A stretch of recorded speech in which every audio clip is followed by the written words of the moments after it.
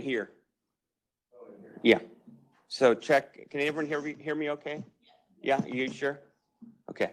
All right, let me just, I think we're getting ready to start. Help yourself to some food, fruit, coffee. Thank you so much for coming. Welcome. I know it's Saturday morning. Really appreciate your dedication. This is our first in-person clear event. I feel very weird. We're in here every Wednesday as a department, and we always wear a mask. So I'm just like kind of not sure what I'm supposed to do right now. So thank you for being here. Feel free to wear a mask, of course. And I'm just going to introduce Patrick Kinghorn, who's really put this meeting together along with Laura and Susan. So he's going to have some housekeeping rules first. Patrick.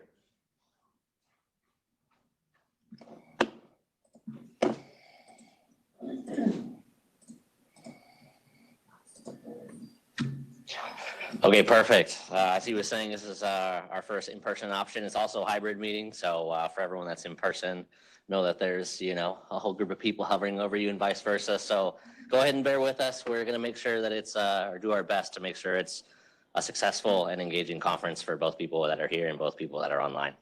So for the people that are online, I just wanted to go over the WebEx window in case you haven't used the WebEx window before.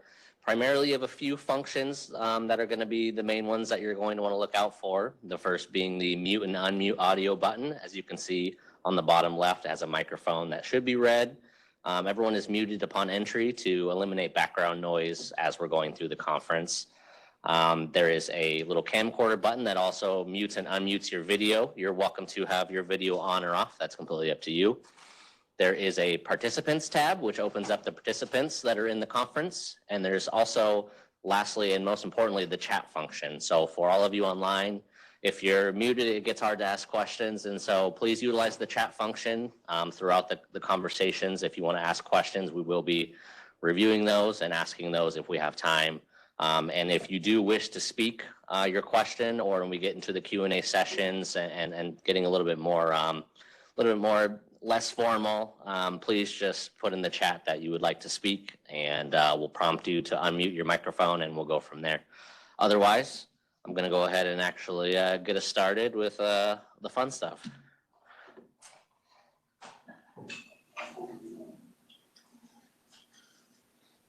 I didn't know my nickname was Fun Stuff, but okay. So yeah, welcome everyone. Thank you so much for being here. I mean, we're here because we care about eczema in some way. Unfortunately, we either have it, or we have a loved one with it, or we're interested in helping patients with eczema. And we're going to be mainly talking today about atopic dermatitis, kind of the most common cause of eczema. And we tried to make this interactive. You can stop us during talks. We also have some Q&A time after each talk, and that's really going to be my favorite part, I think, and really an opportunity for you to ask any question that you want. There's so many questions that we have that I know you also have about atopic dermatitis and eczema.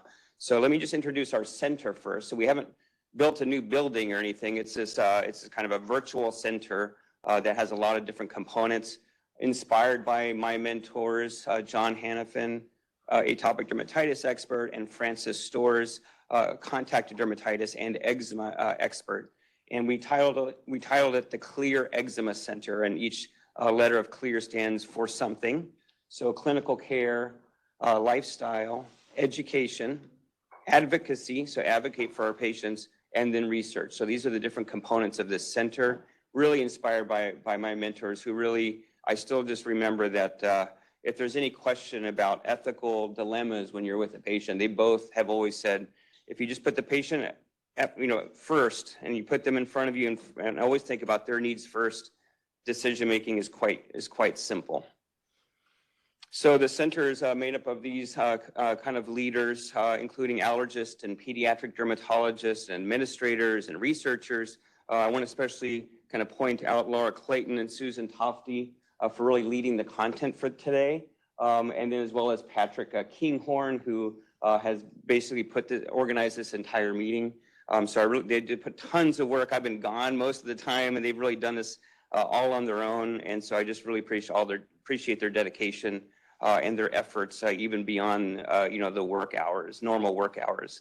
And then we're really fortunate to have someone to really help lead us through the next several years as a project manager. So I just want to introduce Karma Mills Morrow, who we just hired to kind of help steer the ship. So I'll maybe have her say a couple of words. So thank you so much, Karma. Yeah, I'm Karma. I'm very excited to be the new project manager. Very excited to be the new project manager for the Clear Eczema Center. I'm so thrilled to see that you all were able to attend in person and virtually. And I just want you all to know that I'm here to be your advocate. I'm here to listen and to learn what our center has been doing well, what we can do better, and what kinds of things you all want to see going forward. It's my hope that with these events and through our center, you all feel welcome to share your own experiences, and we can take that and build a strong community going forward for those with eczema. So with that being said, I hope you all enjoy today and can walk away with a meaningful experience. Thank you. Thank you so much. Okay. So what is this eczema center? So, I mean, we envision it just as going beyond kind of traditional patient care. So better to serve this Northwest community who suffer from eczema and allergies, really. So we have a multidisciplinary center, but we also work in just our regular clinic with allergists, carefully with psychologists when appropriate. We're trying to integrate these research opportunities with our care. Not that you have to do research when you come and see us, but we want to at least provide you with those opportunities. We're trying to figure out what type of education we can deliver, because misinformation and misunderstanding is such a big component of atopic dermatitis. And so we're really trying to hone our efforts there. And we just want to build this community so we can serve you, really, because that's why we got into this job, was to help others. So we're still working on this lifestyle part of things, and we really just want to be able to bring you all together. So if you're signing consent forms and whatnot, it's really not to give your blood away or to spy on your genes. It's really just to get your email address so we can kind of let you know about various events and send out a newsletter. So Karma's going to help us out with that. And then we're building educational videos. You saw a little bit there at the beginning. To help make eczema more understandable and where we need more knowledge. And we really partner with a lot of different organizations. I would say our parent company is National Eczema Association. It was actually started here in Portland, Oregon many years ago. And you have a founder sitting in here, Susan Tofty, who started the National Eczema Association, which is now a huge, a multi-million dollars giving away for research and patient support. And so I highly recommend all of you joining the National Eczema Association online. And they're big advocates anywhere from legislation to just down at the ground level. And then research here, we do a lot of research here at OHSU, but we also collaborate a lot of research, not just nationally, but internationally. So I do want to bring this community in and in a future event to kind of just let you know that you're not alone, and we're not just dealing with this on our own here in the Northwest. I mean, this is a global phenomenon, unfortunately, but there's a global cadre of doctors, patient advocates, amazing people who are trying to push the field forward for you. And I want you guys to tap into that energy, because it's a really exciting force that I think really can make a big difference in the future. Okay, so I'm going to start things off after we have an art. Oh, it's after my talk? No, after this. Oh, after the site. So we're going to have an art exhibit first, and then I'll be talking about just quickly about eczema research and therapy, and then you'll have a Q&A, and then Tracy Funk will talk about pediatric dermatology and causes, triggers, treatments, and where we are there. Sham Joshi will be speaking virtually. I think he might be in Hawaii. On diet, allergy, and eczema.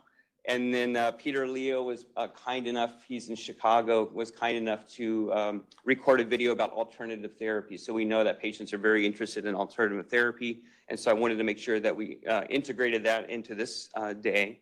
And then we'll have a patient story and a patient journey. I just always feel like it's important for us to hear from others about how this disease impacts their life, and sometimes what treatments and how treatments can help. And then I think we have a raffle, which I don't know much about. They're probably not going to include me in that. And then we'll close up. So, okay, so without further ado, so I'm going to click it one forward for our art exhibit. And then once more, and then Cornelia should be online if you could say a few words. Okay, and sorry, and I just want to acknowledge Patrick. Laura Clayton really was extremely important in putting all the content together. So I know I kind of said it, but I just want to make sure that you guys are aware of that. So thank you. Okay, so Winelia, are you online? Yes, I'm here. Do you want to say a couple words? Oh, yes, I do. Hi, I'm Nelia. I'm a fourth-year medical student. I've had sort of the privilege of working with a lot of patients with eczema. And I think the cool thing about being a medical student is I get to hear a lot about your stories of what it's like to have eczema and the struggles that you all go through every single day and throughout your life. And so when I wanted to sort of encapture the idea of what it's like to have eczema, there are these two themes that keep popping up when I talk to patients. One is this theme of embarrassment of having eczema. It's a lot of being self-conscious about the skin they're in and trying to hide it constantly. And it didn't matter if they were a teenager or older, people are very self-conscious about having this disease, and there's a lot of shame surrounding it. And the second theme that comes up a lot is this theme of constantly being at battle with their skin, sort of fighting off this condition and constantly feeling like they're constantly, trying to improve themselves and trying to fight this battle with eczema. And so when I was thinking of how do I capture these themes, my first thought was the Michelangelo's David. He's sort of this encapsulation of strength and beauty and like a huge symbol in the Renaissance period. But the funny thing about David, and a lot of people don't know this, is that he's actually supposed to be painted. He was supposed to be plastered in color, but a lot of people, when they look at David, they think of this beautiful marble that's untouched, unscathed. But in reality, he has no paints anymore. He has been cracked and all of the paint has been washed away. And so what I did here with watercolor is I basically painted back his skin. And I added on his eczema because 17 million people in the United States have this condition. And I'm sure that during the Renaissance, they struggled with a lot of skin conditions. This was only 150 years after the bubonic plague, so we know that people were affected by this condition. And I sort of wanted to give a little bit of pride of having the skin condition that isn't seen a lot in the media or in art. And I wanted to showcase that even this beautiful image of David that people think of actually may have been a lot different since he should have been painted. And the other idea about David is that when you think about the biblical tale of him, is that he was a teenage boy and he was supposed to go against this giant basically Goliath. And I see that a lot in my patients. They are these like individuals who have to have these Herculean powers to sort of battle their conditions, and it's sort of personifying Goliath in a way. And I actually was reading this poem by Emma Jane, and I think it sort of encapsulates people who have eczema a lot. And so let me read this for you. They call me an eczema warrior, but I am not at war. I can't think of anything more violent I could do to myself than start a battle with my own body, with my own skin. I have never been a fighter. I guess that means I must be a lover. This I know for sure. Everything I have ever done for my eczema has been an act of love, not an act of war. And I think that beautifully encapsulates what we're all trying to do here is to sort of battle eczema with all our acts of loves, and we're all here to support you, and we can't wait to work with you all. And I turn it over to Dr. Simpson. It's really beautiful. Thank you so much for that wonderful piece of art, that wonderful poem, and just delivered so brilliantly. I think future of eczema is in good hands with medical students like this. So yeah, thank you so much, Winelia. Okay. Okay, so now it's me, huh? Okay, so I'll just give you a brief overview of what's new in eczema therapy and research. So I do a lot of trials. So like we've done dupilumab studies, and I'm the principal investigator, so I have to kind of show all this. I don't do any promotional speaking. just consulting on study design and the data interpretation. So we'll talk about research into the cause. I'll briefly, we don't have a lot of time to go in depth, and after this meeting, if you all will give us ideas of, where do you want to go more in depth in the future? What would you like other meetings to cover? And then we can kind of more tailor. Right now, it's just like potpourri, surface level, just to get questions going. But yeah, I'm happy to dive into other topics in future meetings. So we'll talk about new research into the cause, the burden of the disease, new creams and ointments that are being approved just in the past year, such as new pills and shots as well. Okay, so this is just how I talk to patients and also how my scientific understanding. And when you take a biopsy of skin from an eczema lesion, it looks like this. And this is the top part of your skin up there, and there's all those holes in there. And some patients will come and say, my biopsy showed spongiosis. What is that word? And it's actually a word of this under the microscope term. And it's all those holes that really aren't supposed to be there. And that's all like fluid and edema, swelling. And that's why you see sometimes oozing out on the skin. Eczema means to boil over.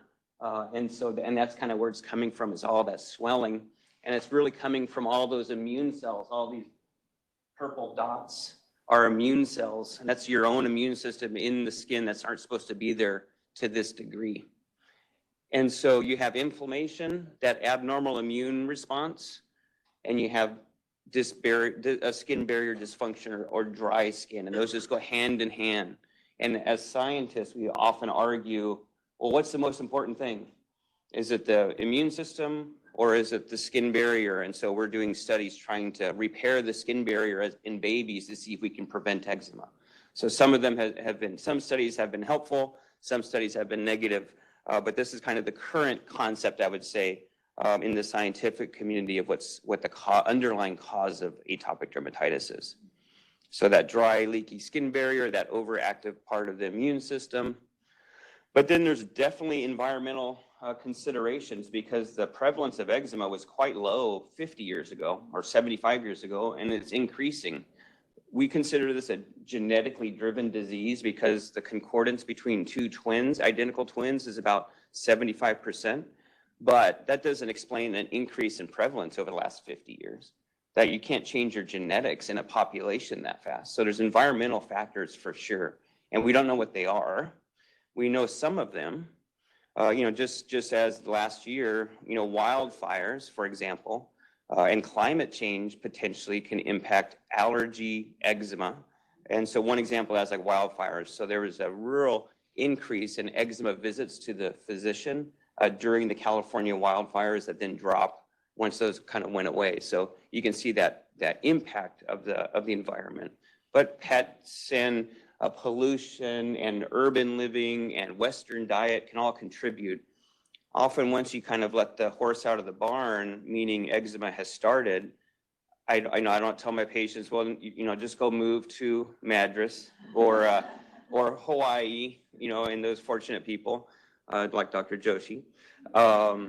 And then it's kind of too late. It's not a strong enough effect to make a lot of these environmental changes for most more moderate to severe eczema. Isn't the best way to treat it because it's just not effective.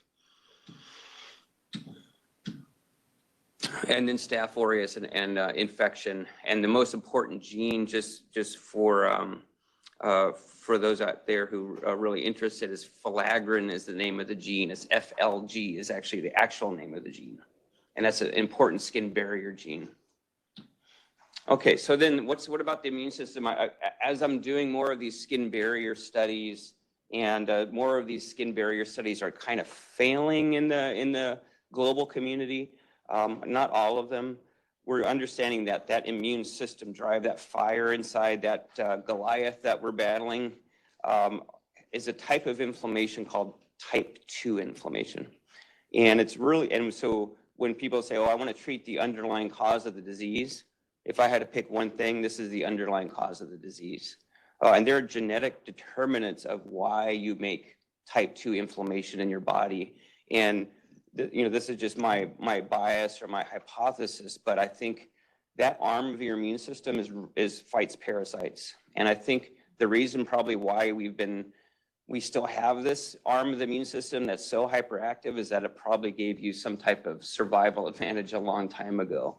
And we're seeing this with other autoimmune conditions. Like, for example, I was just reading that in medieval times, the Black Plague, they found that this genetic variant was much higher in survivors back then in whatever 1300 or 1400s. And it turns out that that's one of the most important genetic determinants for this autoimmune bowel disease, like Crohn's disease and ulcerative colitis. So I think what helped us a long time ago might be hurting us now in a Western environment, a Western diet. And so that's just a hypothesis, but we're seeing that in other fields of medicine. So you have this hyperactive immune system, this type 2 condition, and it actually drives eczema. But I just got back from an allergy meeting last night, and it drives asthma, allergic rhinitis, food allergy, nasal polyps, and they can all actually be treated by trying to target this part of your immune system. So it's not just dermatology, it's really so many areas of allergy that this is the case. So eczema, asthma, nasal polyps, and sinusitis, and food allergy. So I mean, half the meeting was about type 2 conditions there. So we recognize when you have this inflammation in your body, you have this kind of parasite type driven inflammation, it's understandable that your body's normal response to it would be itching, like get those parasites out of there, and it's a reflex. I don't really tell my patients like stop scratching, or my least favorite thing are scratch restraints, and I don't know, I just feel like it could be, you know how good it feels when you have a itch that needs to be scratched, or it's just a reflex. And so I feel like it's our job as doctors is to remove that drive to scratch, to remove that inflammation, remove that itch. So that's often the symptom that patients complain about the most, and which is completely understandable because it impacts everything in your life. It impacts what you do, it impacts your skin, it impacts your sleep, it impacts your mental state. So we do really understand that burden and work on it. And itch, and even pain now, newly recognized as an important symptom in atopic dermatitis or eczema. But when you have itching, you have poor sleep, you have the mental concept of like, when is this going to flare again? And why am I flaring? I thought it was, wheat, but now it's not wheat. Now it's corn on a Tuesday. And then now it's a full moon on, so it's just like that mental impact of like, when is this going to happen again? The comorbidities that I talked about, work for adults, for kids, school, sports, friends, social, for adults, work. We call it absenteeism when you don't go to work, or presenteeism when you're there and you just can't concentrate. And then self-esteem, as Winnelia so nicely displayed in her artwork. Okay, so quickly on new creams and ointments. So, think about it, steroids, non-steroidals. And, there's a lot of steroid withdrawal. There's a lot of concern about steroid withdrawal or steroid thinning of the skin. And parents are reasonably concerned about the side effects of topical steroids, which absolutely do exist when used in certain ways. And so it'd be nice if we just said, let's just not worry about the side effects of steroid. We'll just do all non-steroidal. I feel like that approach, from my perspective, is you're leaving out a very cost-effective treatment that's used globally. So maybe a rich country like us, we might be able to afford to use only non-steroidals, but I just feel like the affordability of topical steroids and the potency of topical steroids, they're still extremely important in pretty much every guideline. South America, Asia, Europe, they still say first-line treatment. Now, work with your provider if you have concerns about topical steroids or didn't have a good experience or had a side effect, there are plenty other things we can do. So it's not like, you must use topical steroids. I always work with, and we all do, we work within the framework of our patient's comfort level. So many different potencies, many different vehicles. I try to teach my other dermatologists, if something's not working, don't just use another topical steroid with a different name. Because there's really only mild, medium, and high potency. Think about moving on to something else if needed. They're safe if used appropriately. So non-steroidals, we have a whole list. So we have pimecrolimus cream, and I'll give you the trade name too. I don't usually do that in my talks to dermatologists, so it's not promotional, but just so you recognize what the names are. That's Eladil, the pimecrolimus cream, tacrolimus ointments, Protopic. So these are all available, non-steroidals. Those two are generic now, so it's kind of nice. The cost is pretty good. Crisaborol is a new one. The trade name's Eucrisa, which is a little bit weaker than those two above, but it is approved down to 3 months of age, so that's kind of nice. And then the new one is ruxolitinib cream, or Opzelura. I think it's the most potent non-steroidal. And it's approved for 12 years of age and up. It's a white cream, so patients like that. Right? In some patients who prefer cream, not everybody. So let's see. I think so. So the nice thing is, so Crisaborol down to 3 months of age. I'm actually very comfortable using any of the non-steroidals down to 3 months of age. But if you want FDA approval, you want lots of studies, then Crisaborol could be the way to go. Opzelura has a black box warning. So just to give you some context, tacrolimus or Protopic had a black box warning. And so for 20 years, I've been talking about the black box warning when I give this to a patient or recommend it to a patient. And the FDA did this registry, and 20 years later, they've stopped the registry. Canada took off the black box warning because nothing has happened. They did it on there just as a precaution. So 20 years later, it turns out everything's perfectly fine. So the FDA is quite conservative. The oral JAK inhibitors, which I'll talk about here in a second, they have a black box warning. Opzelura or ruxolitinib is a JAK inhibitor, but it's a cream. And you only get maximum 15% of the normal biological effect in your bloodstream when you use this cream over 20% of your body. So it's getting used quite a bit. It's brand new. The benefit of it is it's a white cream. It's highly effective, more so than the other non-steroidals, and it's about equal to a medium potency topical steroid. But it's very expensive, like all new medications. So we're going to be having a summit on drug pricing in a few months to try to see how we can advocate for you all on drug pricing at the pharma level and at the legislative level. And then we'll be talking about lots of these new non-steroidals, so that's exciting. So maybe they'll have competition to bring the prices down, but we're doing studies of new, really exciting non-steroidals. Some of them maybe even having a little bit of a remittive property, meaning when you stop it, it can stay away for a while. And so that's what I'm really excited about. So that's topical therapy. So, and our definition of when you might need something more is when you aren't doing well with topical therapy, or your dermatologist gave you 5 different things, and for your whole body, use this one here, use this one here, use this one.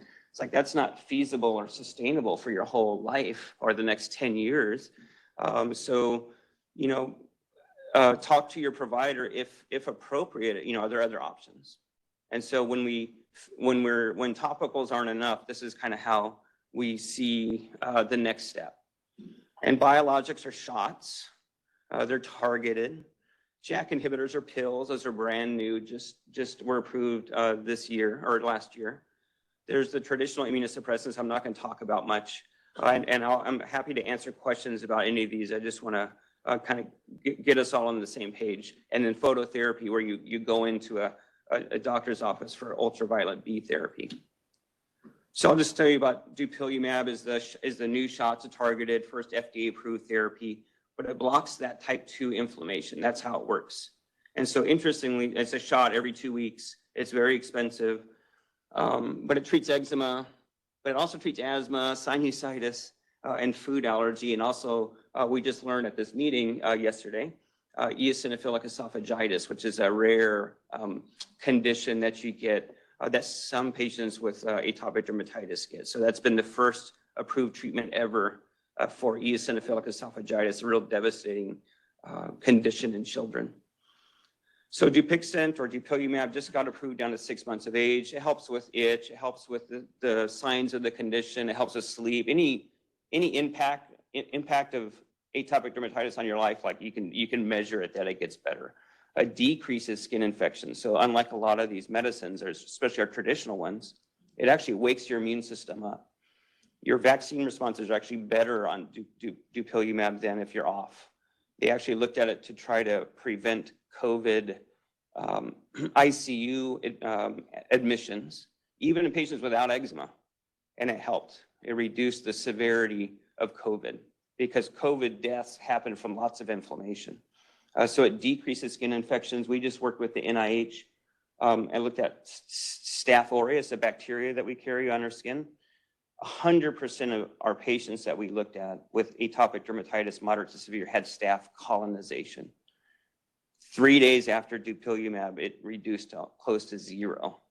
And so it really awakens your immune system to help you fight the inflammation and the infections, actually. And then the side effect is conjunctivitis. So still, I'm happy to talk about that, but that, conjunctivitis is the main side effect, which is like pink eye. It usually goes away on its own. We don't really stop the medication. But you can have patients like this who are putting on, prednisone and, severe immune suppressing drugs. And this is, after, 3 years on dupilumab. So you can see the kind of change in life that would bring. So let me just tell you about a new one that's kind of like dupilumab. Dupilumab blocks 2 chemicals. This is called Adbry or tralokinumab. It blocks one of the 2 that dupilumab does. Super safe. It's the same. It's a shot. It's every 2 weeks. It takes a little bit longer to work, and it's not maybe quite as potent. So I'm still using kind of, patients are choosing more dupilumab than this one. There may be a little bit less conjunctivitis, so if that's a real concern, then maybe this could be the one that you start with. It's just not approved for asthma. It's not approved for all those other conditions, and it's only approved for 18 and above at this point. So that's Adbry or tralokinumab. So it blocks just interleukin-13. That's a chemical messenger in your immune system, one of those type 2 chemicals that I talked about. And then so as a choice for you, should you use a shot? Well, they're very targeted.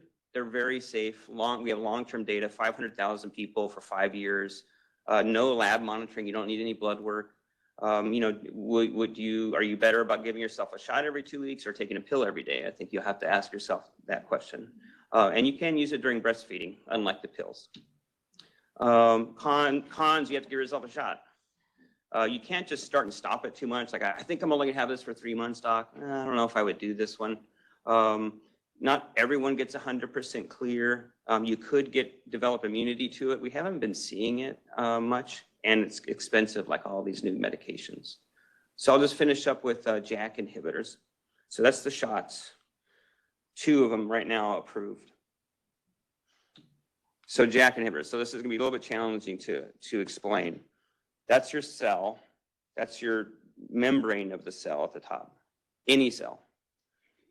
We'll call it an immune cell. And that's a receptor. So your cells operate by you throw a messenger at it, which are called cytokines. And if you happen to have that receptor for the cytokine, then it says, okay, yeah, this signal comes called interleukin, binds to the receptor, and then it tells your cell to do something.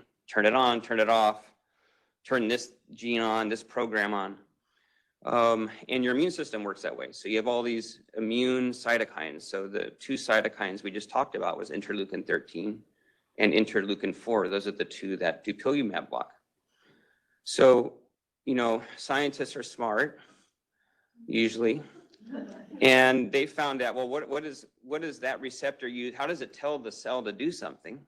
It has to tell the nucleus to turn on the DNA and make, the genetic copies to do something. And so they use JAKs, J-A-K. These are proteins that are inside your cell. And they actually go from the JAK, from that receptor down and tells your DNA to turn this gene on, turn that gene on. So let's block it. And so we'll block the signal from the inside, not just on the outside. So that's why the shots block it way up there outside the cell. It's an antibody. Those shots are antibodies. They block the cytokines. The JAK inhibitors are small molecules that actually get in your cell and turn off those JAKs. So that's how they work. So they get in the cell, they turn off the JAKs. The problem is you have a lot of JAKs in your body. So, with the shots, we can target just one chemical. With JAK inhibitors, they're a little bit more broad. And so this is just one example. So broad could be good and broad could be bad. Broad's good in eczema actually, because it's not just interleukin 4 and 13 for eczema. There's other cytokines involved in your inflamed skin if I take a biopsy of it. And so the nice thing about JAK, and you can see these complicated JAK pairings, JAK1 is important to all of these eczema cytokines. And so the 2 pills that people will offer you are JAK1 blockers, because JAK1 blocks the signaling of all of these, okay? But you also use JAKs for making your red blood cells, and you use JAKs for making your white blood cells. So if you dose them too high, you can have negative impacts on your blood counts and all that. So that's where that's why we do all these studies. That's why we do studies that start at the low dose, go to the high dose, to blood monitoring every 2 weeks. And so thank your fellow volunteers who get into studies. It's not easy. It's a huge time commitment and a potential safety risk. And so they're the heroes of medicine. So the good, bad, and ugly. So upadacitinib and abrocitinib is Rinvoq and Cibinqo. They reduce itch like in a day. So they do have benefits and pain in the first day of use. At high dose, they have shown to beat Dupixent in clearance. And so we use these, I think we're starting to use these mostly for people who have an inadequate response to Dupixent if they need a systemic treatment. There's some nausea, herpes simplex, which is like cold sores, shingles, acne. They're usually mild and not a big deal, but we do have to monitor to make sure your blood count is okay. Now, there's a black box warning for these too, and this is because in rheumatoid arthritis, there is a first generation JAK inhibitor where you saw increases in heart disease, heart attacks, blood clots, serious infections, with the use of a JAK inhibitor in a population of over 50 with heart disease. And so that's where it's going to get this black box warning. Talk to your provider about what does this mean for you in your personal situation? What are the risks for me? I would say that even after 5 years, the risks of all these events were like 2% compared to 1% in the control group. So even after 5 years. So I would say they're rare events. We don't see them elevated in our patients with eczema yet. It looks very safe in our patients with eczema. It's a different JAK inhibitor. It's more targeted. Our patients with eczema are in general more healthy, but it doesn't mean that these aren't potential risks. So just talk to your doctor about, is this right for you? How risky is it? Because it takes a pretty prolonged conversation to make sure that this is going to be the choice for you. But I have many kids, teens, and adults on these drugs right now. So in summary, new research into eczema is exploding given the recent understanding of the disease. And, you know, I really feel like the inflammation is the most important thing for itch and for the skin findings. Mild disease is usually controlled with just individualized combinations of topical therapies that you can tolerate, that you like, you feel good about, that are easy to incorporate in your life. But when you get more moderate to severe, you know, consider some of these systemic treatments and see if they're right for you. Biologics are the more targeted ones, more theoretically safe. But the JAK inhibitors can work well if you're really struggling despite some of the shots. So, you know, good control of eczema can bring someone's life back. So that's what makes us so happy to do this. So thank you so much for being here.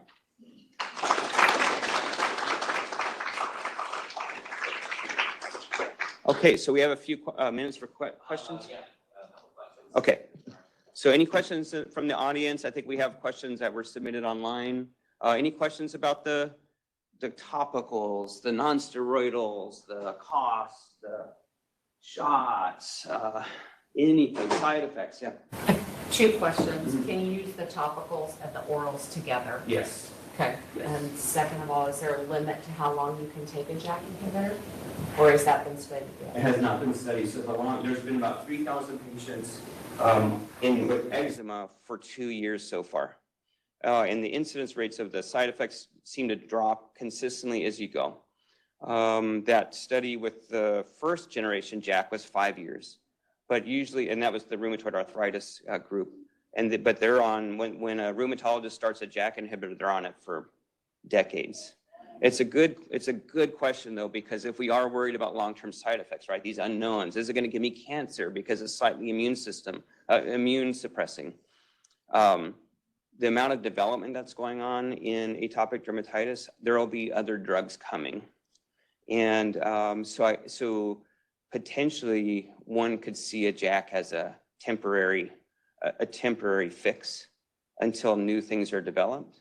One other thing you could do with JAK inhibitors to kind of reduce potential risk is you can individualize the dose. You can't do that with a shot. You know, the shot's pretty consistent, but the pill, there's 2 different doses. I've had some patients who clear, we go to every other day, we go to twice a week. And so you can kind of play around with the dose to reduce exposure to the drug.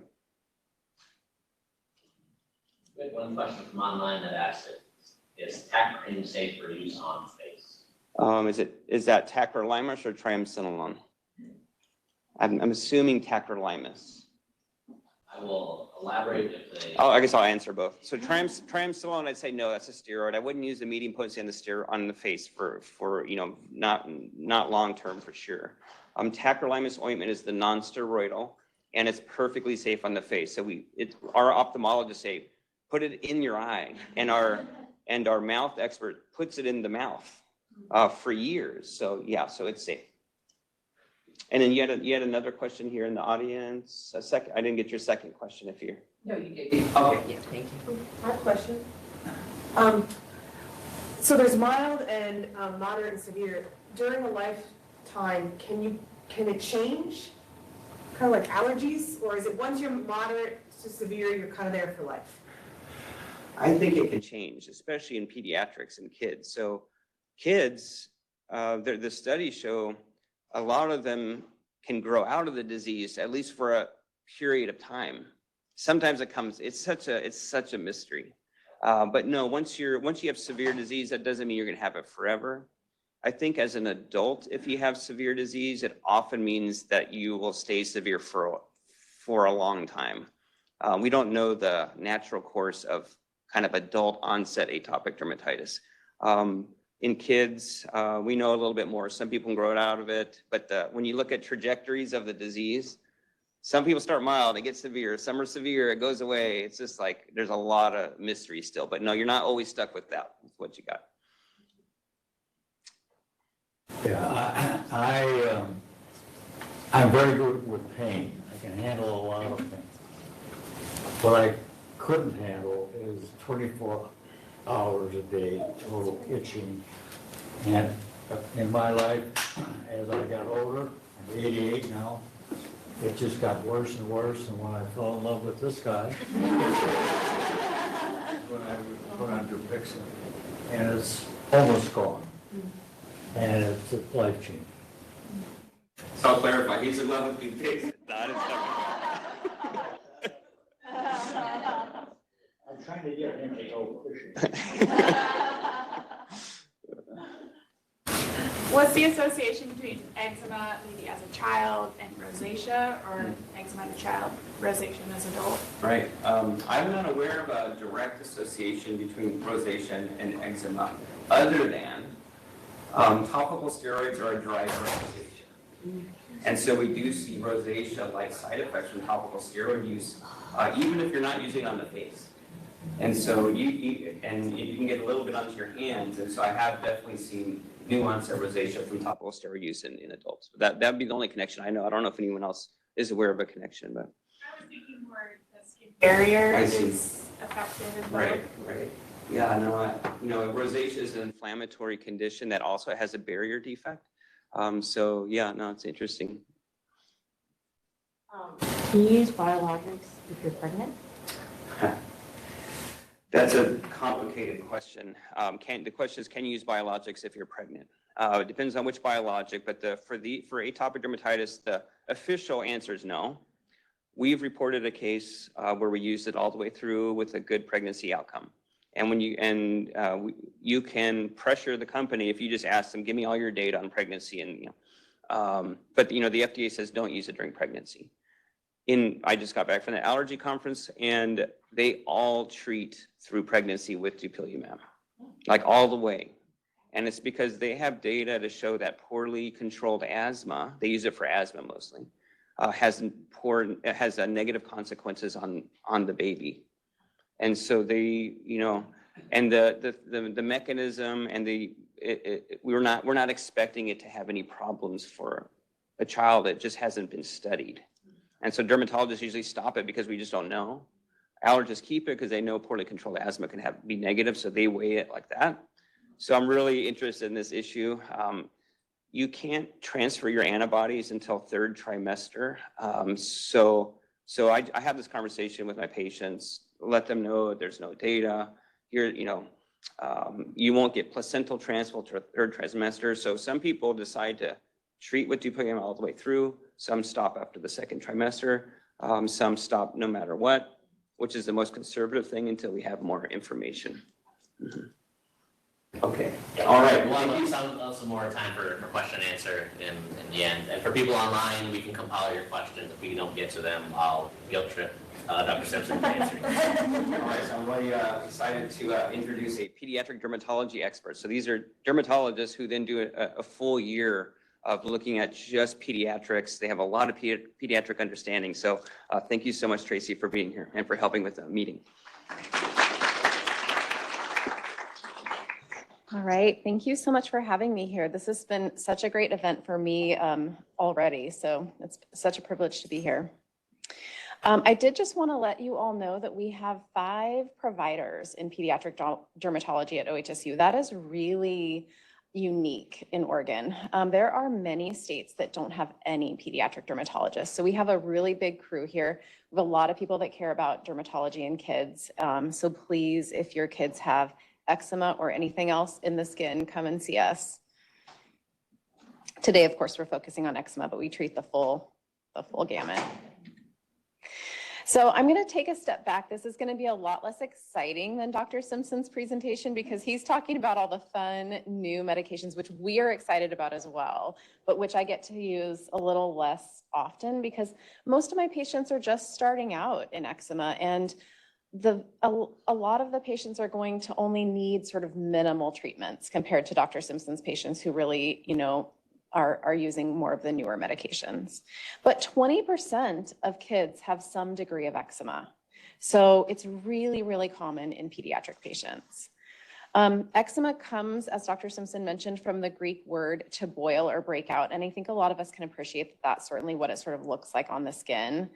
But really eczema itself, that term, is an umbrella term. That means that it's kind of a catch-all for a lot of different disorders. And I am personally guilty of using it very interchangeably with atopic dermatitis, but atopic dermatitis will be a more specific term for what a lot of people have. So what is atopic dermatitis? It is also eczema, but it's more specific. It's really related to atopy. Atopy is this sort of group of conditions that Dr. Simpson introduced where people often get allergies and asthma. And so it's what a lot of people are sort of inherently born with who have eczema. They have atopic dermatitis. Atopic dermatitis is really common, as I mentioned. Up to 20% of kids have some degree of atopic dermatitis or eczema. It's not contagious. It is chronic. Unfortunately, we don't currently have a cure for it. And it really presents as often this red, itchy skin. Patients tend to have flares that come and go. And I think Dr. Simpson also alluded to trying to pinpoint what's causing those flares sometimes and often not being able to. It just has a tendency to kind of wax and wane and come and go over time. It does tend to run in families. And again, it tends to run in families where people have hay fever, allergies, and asthma. This is a different type of picture of what your skin looks like. So the top there is the outside of your skin, and then the bottom there is deep down at the lower level of your skin. And I show it because we talk a lot about skin barrier and how skin barrier is changed in patients who have atopic dermatitis. Our skin is normally a barrier to keep things out. It keeps out germs, it keeps out irritants. And when you have atopic dermatitis, a lot of times there is a disruption in that skin barrier and your skin becomes more leaky. So not only does the liquid leak out of your skin and you end up with drier skin, but I think even more importantly is that things can get through that skin barrier that cause irritation and cause inflammation.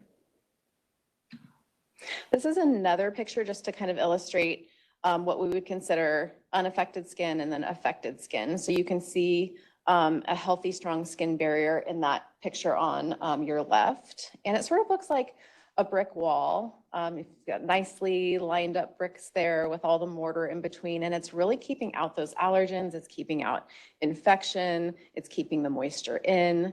And then you have the picture on the right where things are sort of out of alignment and the skin is leaky, and you can get things that are going through that skin barrier that are causing irritation and inflammation. And the inflammation is in red at the bottom there. It's kind of like a fire in the skin, and that's what really causes your rash. So atopic dermatitis usually presents really early. It's not uncommon for me to hear in my clinic that it started from birth. A lot of parents will say they've had it from birth, they've had it their entire life. That's really common. Usually presents by 5 years of age. But it tends to look different over time. The location and appearance of it can kind of change with age. As I mentioned, for most kids, it's going to be mild. A lot of patients, will not need a lot of significant therapies. Of course, many of them do, but a lot of patients will have very mild disease over time. In infants, we see a lot of eczema on the face, the cheeks, the chin. We also see the scalp involved a lot. Sometimes it's hard to tell, is it cradle cap, is it eczema? They look very similar. The skin will often look very red and weepy, and it's often in areas where kids are drooling and they have messy eating. It's part of a function of being an infant. Little kids and babies often also have what we call their extensor extremities involved. So the outside of their elbows and knees, they still, at this age, still have a lot of cheek involvement. They're getting, spaghetti sauce all over their face and, acidic foods on their cheeks that are triggering flare-ups. As kids get a little bit older, they get some creases in their hands, around their wrists and their ankles. The skin becomes a little more dry, a little more scaly. And as kids get older, then it sort of switches and you end up having eczema a lot in those flexural folds, the areas where I think a lot of people think about eczema happening in the inner creases of your elbows and your knees. Still often on your hands and feet, and then there's not a great picture of this, but it still often occurs on the face for kids. A lot of kids in this age group get it a lot around their mouths. They tend to have dry lips and they lick their lips, and then it becomes a cycle, and they get a lot of eczema around their lips. There are many triggers of eczema in kids and in patients. This is just a few of them. Some of them we can control and some of them we can't. Dry skin, we think, is one of those triggers. So we talk a lot about moisturizing the skin, heat and sweating, irritants. So that's soaps. For us in pediatric dermatology, it's playing with slime. So we see a lot of hand eczema in that age group. Bath bombs, bubble bath, all the fun stuff in the bathtub. Infection and then environmental allergens. I think some of us can picture rolling around in the grass and how itchy you get. Sometimes we just don't interact very well with our natural environment. So what are our goals when we're treating eczema in kids? It's really to improve symptoms and really help achieve this sort of long-term good control of your eczema. I wish we could cure it, but unfortunately we're not there yet. Avoiding triggers is really huge. So avoiding bubble bath, wearing gloves if you're going to play with slime, avoiding the things that we think are potentially triggers for you. Emollients or moisturizers, yes? Are hot tubs needed? That's a great question. I mean, overall, going in and out of water tends to dry people's skin out. So I think, and we'll probably talk about bathing. I know there were some questions that were collected and some of them were about bathing. I personally think that what you do right after you get out of water is really important. And so if you slather on a good thick moisturizer when you get out, it may be okay to use it here and there, but also I think if you're overusing your hot tub, it might be triggering your eczema. Emollients or moisturizers. So we like really thick moisturizers. They should be really boring. They shouldn't smell really good. They should be thick and bland. We love plain Vaseline in little babies. It's a really great moisturizer. As kids get older, they often don't tolerate it as well. So we introduce things like creams, Cetaphil cream, CeraVe cream, Vana cream, some of the ones we have in the room. And then really avoiding soap. I mean, for our patients, avoiding soap is really a big deal. I have some patients that when you take their bubble bath away, their eczema goes away. And then you heard a lot about treating inflammation from Dr. Simpson. That's obviously a huge part of it. Once you have that inflammation in your skin, then really no amount of moisturizer is really going to treat that. The moisturizer is really preventive. It's helping your skin barrier. But when you have inflammation in your skin, that's when you use, for us, a lot of topical therapy. We start with topical corticosteroids. I know they get a bad reputation. We really like them because our bodies make cortisol in response to inflammation. So we view them as sort of the most natural physiologic way to treat inflammation in the skin. We tend to stick to low to medium strength steroids in little kids. We often can get away with that. Once we're starting to use stronger steroids, we do start to see some side effects. We do use a lot of topical non-steroid treatments, phototherapy here and there for our patients. And then we also use the same medications, a lot of the same medications that Dr. Simpson uses. The old anti-inflammatory treatments, cyclosporin and methotrexate, and then some of the newer medications. Upadacitinib is approved down to 12 years of age. And then dupilumab is now approved down to 6 months of age, which has been really amazing for us. Another question. Yeah. Excuse me. Phototherapy, is that what light therapy is called? I don't know. Yes, our phototherapy, when I refer to that, is a specific type of light therapy. There are a lot of types of light therapy. We use one in particular called narrowband UVB. And so that is available mostly only at a dermatologist's office, although some people get home units, but it's a specific type.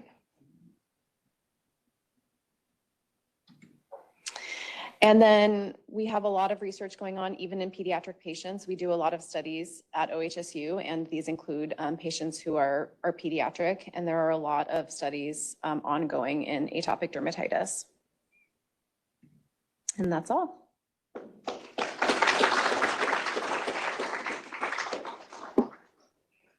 I know Dr. Simpson answered a lot of questions, but if there are others out there, I'm happy to. There was a submitted question beforehand that asked how frequent to bathe children with eczema. Well, I love this question. I get asked this all the time, and I have worked with two groups of people that feel very strongly on this topic, and they disagree. One group feels like it's really important to bathe daily for 10 minutes in a plain water bath and then really moisturize afterward. The other group decreases bathing and feels very strongly that twice a week is more appropriate. I think it's more important what you do in the bath and right after the bath. So I tell my patients anywhere between once a day as a maximum and twice a week as a minimum is fine. But don't use bath additives, avoid soap, and when you get out, moisturize and use your topical therapies. And whenever you have people on really passionate opposite sides of a debate, it means the data are not there and Yeah. they're not good enough. So, studies will show us the way. And I can tell you recently, I'm interested in prevention and eczema prevention. So which is different than like when you have eczema. And they're finding that the more, to your point, the more you bathe is being associated with the risk of developing eczema for the first time. So just for the people at home, Dr. Simpson was just mentioning that about bathing, and there are some studies that may show that bathing more might increase your risk of developing eczema. I wonder though, are they looking at just plain water baths or with soap? Right. So It's all over I wonder if you take the soap away, if that's the factor, but we'll have to see. No, it's an important point. Yeah. This is a very, I have a nice little daughter who has eczema. Do you dry the baby or the child before you put on emollients? I've always done that, but I'm like, am I not supposed to do that? That's a great question. Yes. So you want to pat dry. So they don't need to be completely dry quickly. So I would say quickly pat dry. Don't rub the eczema. It might make it itch more. Pat dry. Put your medicines on. I usually put medicines on first. And then I just say put your moisturizer everywhere.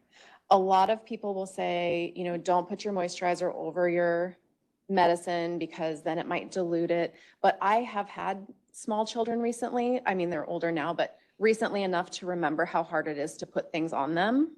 And you want to do it quick. So just put your medicines where they go and then just head to toe moisturizer real quick.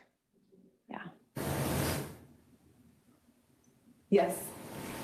My wife and I go to March Wellness almost every day, and 2 times a week I swim half a mile, and that's salt. And then I like to get out and go in the hot tub there, which is salt. That, you're not going to tell me not to do that. But I would say take your moisturizer with you and put it on after you get out.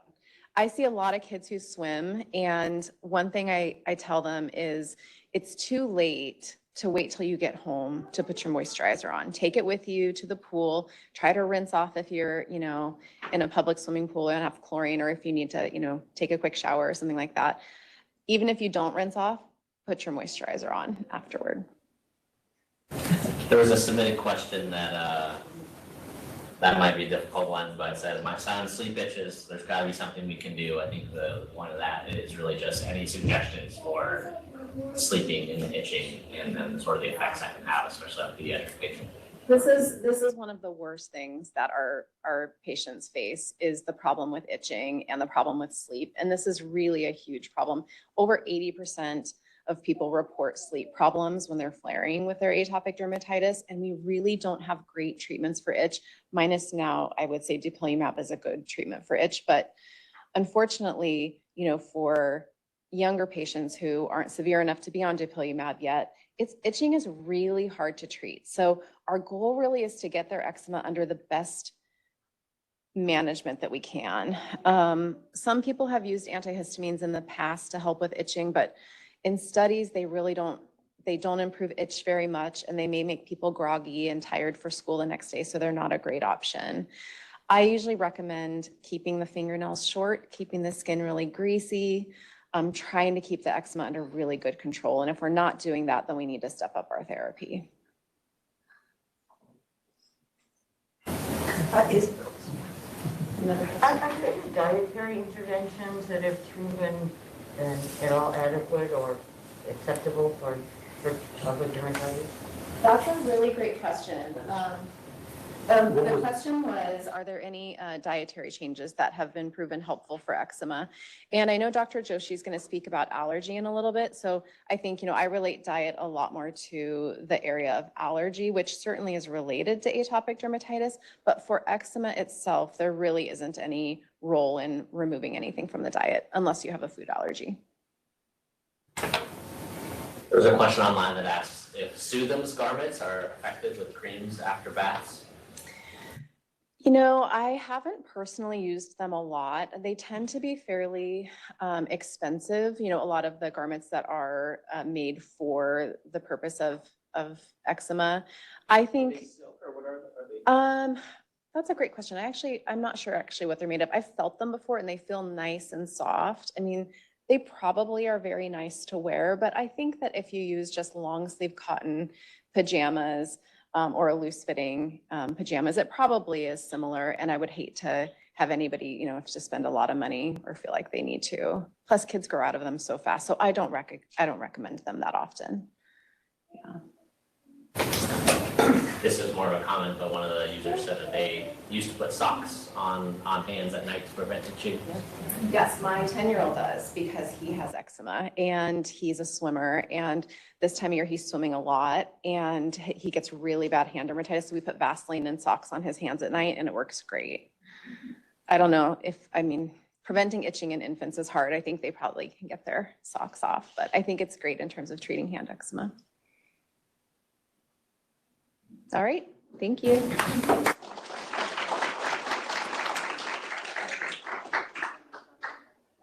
Beautiful and great questions out there too. And actually to answer a question that was brought up, can your eczema change severity? We're looking at right now, and there's some research that we presented at the allergy meeting, that the way we treat early on and the timing of treatment may impact what happens long-term. And so this is going to be kind of our next our next step in prevention. Can we change the natural course of the condition? Okay, so now it's, thank you so much, Dr. Funk. So it's my honor now to present Sham Joshi. He's the head of allergy here at OHSU. We used to have an allergy department of about 1.5 people. And Dr. Montanaro had been looking for a successor for years and finally found one. And so he's been really important in our eczema multidisciplinary center and also as a referral source and just a leader actually in the country in allergy. So I think we have, is he live virtual? Okay, so I'm not going to ask you where you are, Dr. Joshi, but I really appreciate you spending the time to speak to our group here live and virtually. So should I, do I advance any? I have my own slides. I can pull them up. Can you guys hear me okay over there? Yep.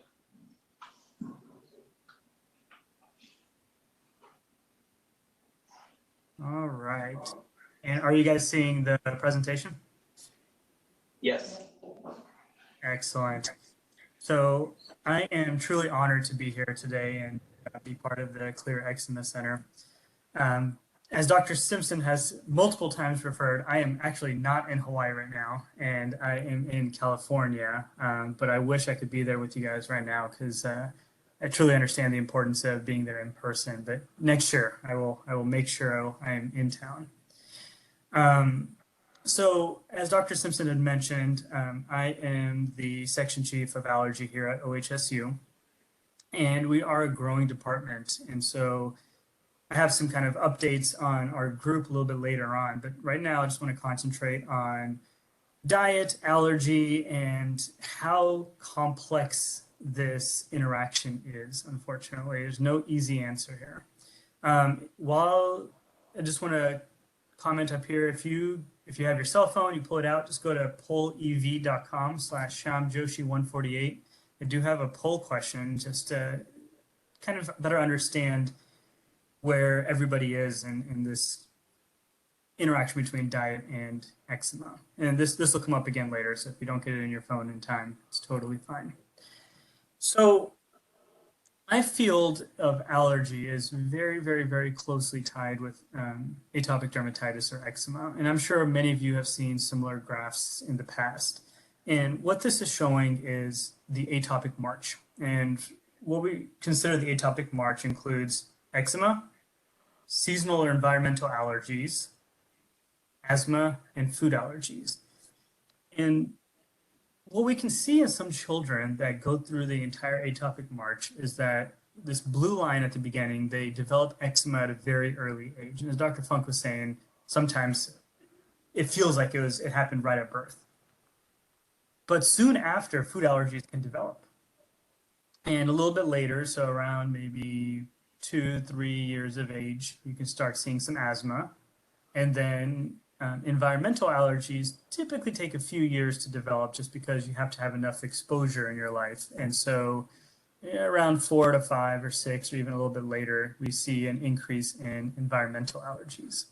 Luckily for eczema, asthma, and food allergies, a lot of these increase initially and then can improve over time, but not always. And environmental allergies, unfortunately, continues to increase over time. And so in kids that have eczema, we're always thinking ahead. What's going to happen in the future? Are they going to develop asthma? Are they going to develop food allergies? Are they going to develop environmental allergies? And this is oftentimes when we see young kids with eczema, this is our first interaction with them. And over time, we're going to start diagnosing some of these other conditions. And as Dr. Simpson had kind of mentioned earlier on, is that the type of inflammation we see with all of these conditions are very similar, and which is probably why these all tie together very nicely. So in children, what we understand with this kind of atopic march is that patients that have moderate to severe atopic dermatitis, especially children, those are the ones that are at highest risk for developing these additional atopic conditions. While kids with mild eczema are still at an increased risk, but not as much of an increased risk compared to these moderate to severe atopic dermatitis children. So these children have a 50% risk of developing asthma at some point in their life. That could be early on in life, or it could be even in adulthood. Up to 75% of these children will eventually end up developing some form of allergic rhinitis or environmental allergies. And that could be mild, so mild grass allergies or mild cat allergies, or it could be quite severe where it's causing asthma symptoms and really affecting day-to-day life. And if you take these moderate to severe children with eczema, and if you skin test them to foods, 50+% of them will be positive on food allergy testing. However, that doesn't mean they're allergic to those foods. Being positive on testing and being truly allergic to that food are actually quite different. And if you go through and actually do a proper allergist confirmation, whether that's with food challenges or a detailed history, it's much less than 50% that are truly allergic to foods. And again, in this high risk category of moderate to severe children with, or moderate to severe eczema, about 10 to 30% of these patients will have some degree of food allergies. But still, the majority of children don't. And then if you look at it from the other way, if you look at patients that have truly confirmed food allergies, about 50% of them will also have eczema. This is a slide I showed last year as well, but I think it's probably the most important discovery in the food allergy world over the past 10 years, is that what we used to say in that avoiding foods, especially in these children with high risk, family history, severe eczema, that avoiding foods until they're 5 was literally the worst thing that we could have said at all. And this was the recommendations for like over a decade by the large pediatric organizations. And then this major study in 2015 came out that showed we need to introduce foods as early as possible. And what that's doing is really training the immune system to understand that this food is safe and that we shouldn't be developing adverse symptoms or severe reactions to these foods. And so the earlier we introduce these foods, the better. And so the recommendation right now is typically breastfeeding up till 6 months of age, and then if possible, and then after that, early food introduction and really concentrating on these highly allergenic foods. So the best data is with peanuts and eggs, but also with other foods such as cow's milk, sesame, fish, and wheat. And so in this study on the right here just shows that you have a decrease in 81%, a decreased risk if you introduce the food early in life, so within the first 4 to 11 months of life, versus if you hold off till age 5. And so if we can do anything to prevent food allergies, that's the most important thing we can do, because treating food allergies is extremely difficult. And so, and the same thing with eczema, right? If we can do things to prevent eczema from happening in the first place, that's the ideal situation instead of trying to treat this really difficult condition to manage. All right, so the biggest question, most common question I get, and I'm sure many of my dermatology colleagues also get, is can foods cause eczema flares? What we do know is that food isn't the sole reason patients get eczema. We know eczema is a skin barrier issue, but the question of can specific foods flare eczema is difficult. The general answer is no, it generally does not. In the vast majority of cases, it does not cause any issues. There is some data, especially in kids with moderate to severe eczema that are less than 5 years of age, that there may be a few foods that can make eczema slightly worse, but there's a lot of downsides to that. And then the second question I often get, and we'll talk about these in a little more detail, is that how often should I be tested? Should I be getting food allergy testing regularly? Should I be getting environmental allergy testing regularly? So here's the poll question that I would love everybody to participate in. So again, at the bottom is just pollev.com/shamjoshi148. And the question is, do you have a food that you believe causes an eczema flare? So is there one food? Is there multiple foods? No, unsure, unclear. And let me know if there's any issues with this. Sometimes the poll system doesn't work perfectly, but usually it does.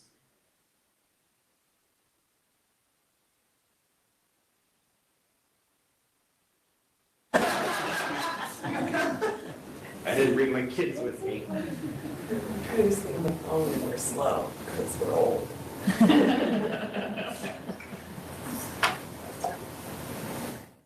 Yeah, I'm gonna go.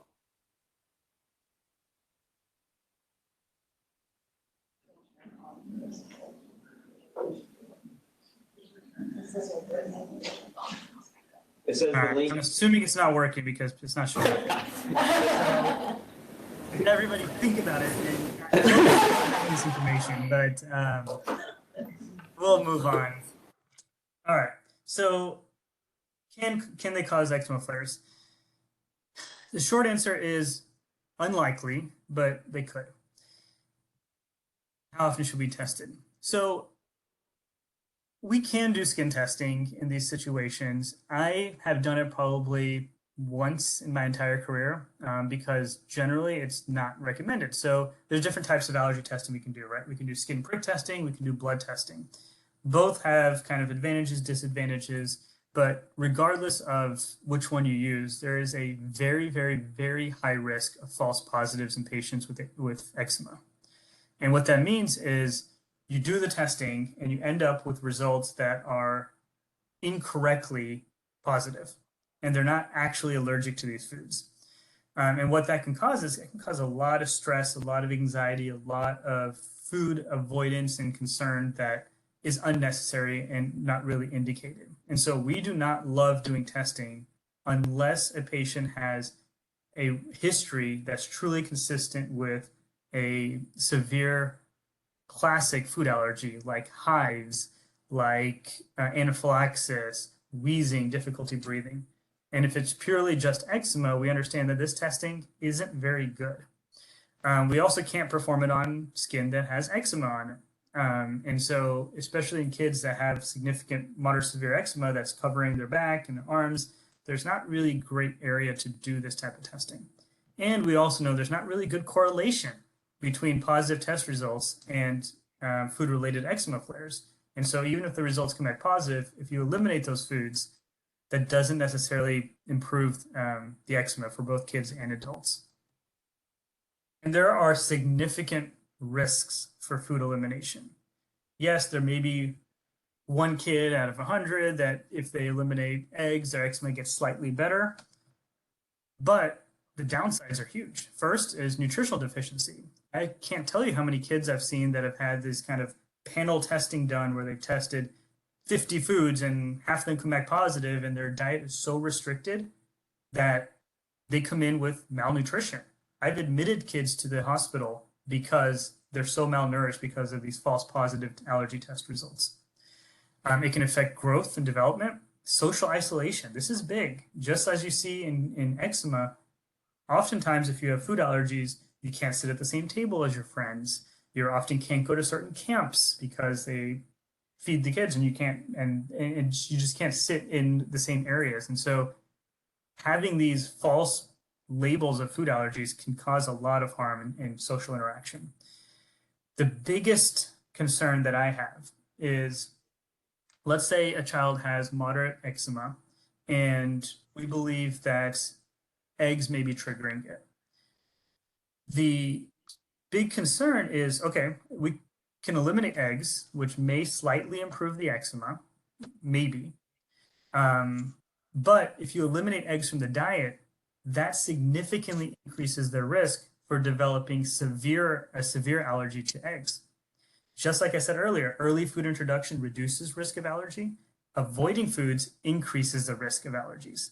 And so what we may be doing to try to slightly help their eczema is giving them a lifelong egg allergy, which can cause anaphylaxis every time they eat it for the rest of their lives. And so if we always start with topical medical management of eczema and do everything there before we even think about eliminating a food, because I don't want to make a decision when a kid is 6 months old that may affect them for the rest of their lives because they have a peanut allergy for the rest of their life, or they have an egg allergy for the rest of their life because we chose to eliminate it. There's obviously stress and anxiety, and a lot of times if we eliminate kids' diets very significantly, it leads to the point where they have food aversions. They have a bad relationship with foods, which can last for years. And just a change in family dynamic, especially if there's other siblings in the house and they're having to kind of change their entire diet because we think a food may be triggering a kid's eczema. That can cause a lot of animosity between siblings as well. So a lot of risks associated with food elimination. And if that's ever considered, it should be done in conjunction with dermatology, with allergy, and with a nutritionist, because there's a lot of complications that can be involved here. And then one question that I also got is, can foods trigger eczema in patients with negative allergy testing? And again, this allergy testing that we're talking about is not meant for eczema flares. It's meant for IgE-mediated allergies, so hives, anaphylaxis, things like that. So in theory, yes, that this could happen. But again, foods are very unlikely the trigger for eczema, especially in older kids or even adults, that food elimination is not generally the best option in terms of long-term eczema management. A couple of big announcements is that first, we are creating a food allergy center here at OHSU, which is going to be fantastic. So this is Julie and Dale Burkhart. They gave a generous gift, which is allowing us to really build a large food allergy center, which would be the first in the Pacific Northwest. And really the mission is to improve clinical access for both children and adults with food allergy, which we know there's access is a huge issue, improve education to both providers and patients, and expand a lot of research opportunities to help serve our Portland and general Oregon community. And so we're planning for the official opening to be in the summer of 2023, and there's going to be a lot of collaboration between the Burkhart Food Allergy Center and the Clear Eczema Center. And then some other general news. Again, as Dr. Simpson alluded to, that we were a very small group for a very long time, and we were up to 4 full-time faculty and planning to be hopefully twice as big in the next few years. Again, our Clear Eczema Center, which is great. A new clinical trials in food allergy, asthma, and nasal polyposis, so just more treatment options that are available. Allergy access at the VA. So I'm not sure if any of you guys are vets, but that's been a big long-term issue, is having allergists at the VA specifically, and that's happening now. And creating a training program here for allergists. So as we train more people, these allergists will end up hopefully in our community and improve, again, access for all of our Portland Metro, Oregon, and Pacific Northwest patients here. So I want to thank you all again for having me, and hopefully we have some time for some questions. I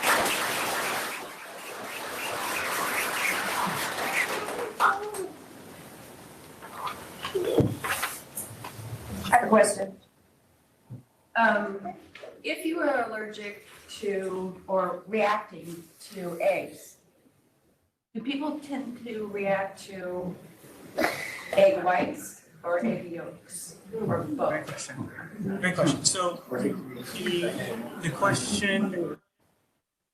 the question, I guess the first part of the question is to understand what reacting means. And I'm assuming that reacting means like an IgE-mediated allergy, like hives, wheezing, coughing, things like that.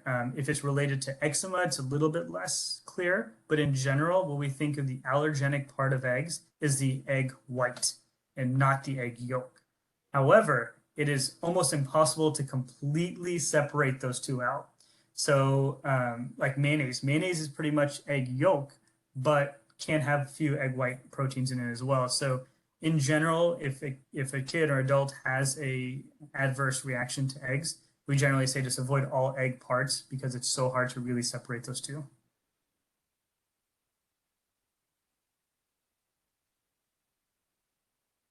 We do have a question online that says, I have an allergy to nickel, which causes rashes on my skin when I wear, say, jewelry with nickel.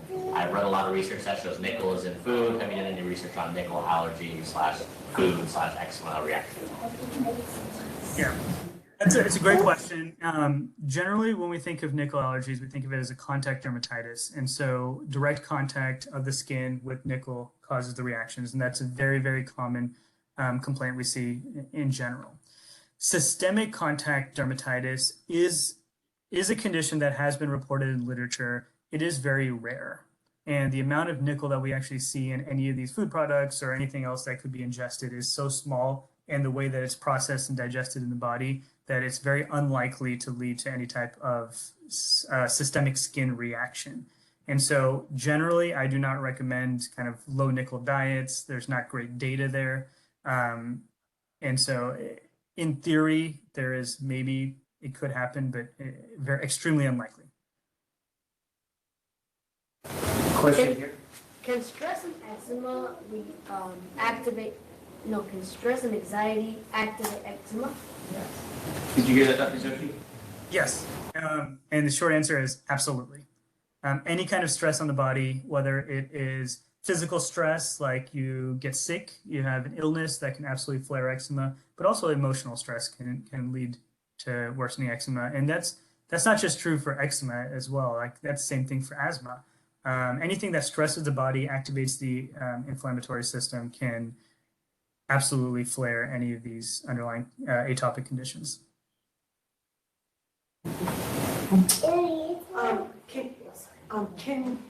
Can you have atopic food allergy? Like I touch eggs and it causes eczema or other, my skin reacts. And I may or may not eat the egg and it causes a reaction. Are those linked or not linked? Like I touch something and it causes to have some sort of skin allergy reaction, or I eat something and it causes it to have an allergy reaction? Yeah, there's not great data on this, and there's mainly like case reports, case series, which means there's just a few cases written about this. But there are situations where you can have a contact reaction to the protein itself, but when you ingest it, again, the way your body processes it is totally fine. And I have numerous patients with the same issue, is that when they handle it, when they're cutting it, they get kind of irritation, sometimes eczema, sometimes some other types of skin lesions on their hands, but when they eat it, they're totally fine. And so in general, yes, it could happen, because again, I've seen patients with it. And as long as you use some kind of barrier, so they wear gloves and they like food kind of processing gloves, and they cut and everything, they're totally fine. And there doesn't seem to be any harm in actually ingesting those foods. Yes, I have 7 grandkids and I want to keep them all. And one of them is 18 and he has a problem with peanuts. Is this something that he should be coming into this new clinic to get evaluated? Because I know over time, often this allergy goes away with age. I just want to make sure I heard it correctly, is that the grandson 18 years old, has a peanut allergy, and the question is, does he still need to see somebody for it? Is that correct? Nuts in general. He won't eat anything he's been told not to eat anything with nuts. Okay. Yeah, that's a great question. So yes, he should absolutely be evaluated regularly for that. Peanuts, which is actually a legume, so it's more closely related to beans, and then tree nuts, which are like your cashews, almonds, things like that. They are unfortunately 2 of the least common allergens that kids outgrow. So if you look at the data overall, kids that have a true tree nut allergy, only 10% of them will outgrow that with time. And if kids with a true peanut allergy, only 20% of them will outgrow it with time. So without knowing his specific history, what kind of testing he had in the past, what kind of reactions, if he had any reactions in the past, it's hard for me to give you the exact kind of risk. But if it's been many years, it's absolutely worth trying that, because 18, they're going to be leaving the house soon, potentially going to college. There's going to be a lot more opportunities to either have accidental exposure, so it's really important to know that if you're truly allergic or not, or it also can free up their diet and not cause that anxiety of like, when I go to a restaurant, do I need to ask about this? Do not need to ask about this? And so, yeah, absolutely, seeing an allergist. They don't necessarily need to come to the multidisciplinary clinic, but any allergist can help kind of reevaluate, is this something we still need to be concerned about? Or is this something we don't have to be worried about at all anymore, which is a huge relief on patients' quality of life. Any connection between eczema and celiac disease, so not true food allergies? Yeah, I don't treat celiac disease specifically. Doesn't really fall into the allergy world, but there is some connection. Again, there's more of an association rather than a true causation that if you have one, it's for some reason leads to the other. But I think there's a lot more research that needs to be done at really understanding what the connection is, because it's not considered an atopic condition. It's not the same type of inflammation as asthma or nasal polyps or food allergies or eczema. But there does seem to be some correlation in patients that they're more likely to have one if they have the other. Sorry, I can't give you a more clear answer. And the overactive immune system in both cases. Yeah. The immune system is large, right? It's very complex. There's many pathways involved, and though they don't share a ton of overlap, but there is some overlap between celiac and atopic derm. Yeah, I mean, I would agree. I would say poorly controlled celiac can make your eczema, I think, more challenging to control. Maybe is is what I've seen.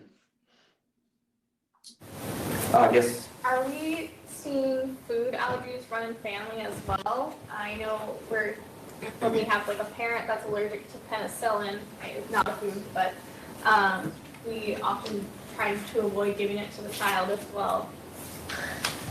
So there's two questions in one there. So the first one I'll take with the penicillin one. So penicillin allergies 100% do not run in families. Drug allergies are not typically familial. And so we often see children avoiding penicillin when their parents are allergic. And if you go and test them, 99.5% of them can tolerate penicillin just fine. So penicillin is not one we should be considering hereditary. Food allergies, on the other hand, yes. And same kind of concept is that we know that there is some kind of genetic predisposition that causes this specific type of inflammation that we see in eczema, that we see in food allergies, but it's not the exact food. Just because older brother is allergic to peanuts, that means younger brother is also going to be allergic to peanuts. It just increases their risk for being allergic in general, but it could be to a different food. It could be completely different food profile. So in those kids that we see that have eczema, that have older siblings that have food allergies, we are a little bit more cautious with them, and we may perform a little bit more testing or a more kind of systematic food introduction plan. But oftentimes they do fine, but they are at higher risk.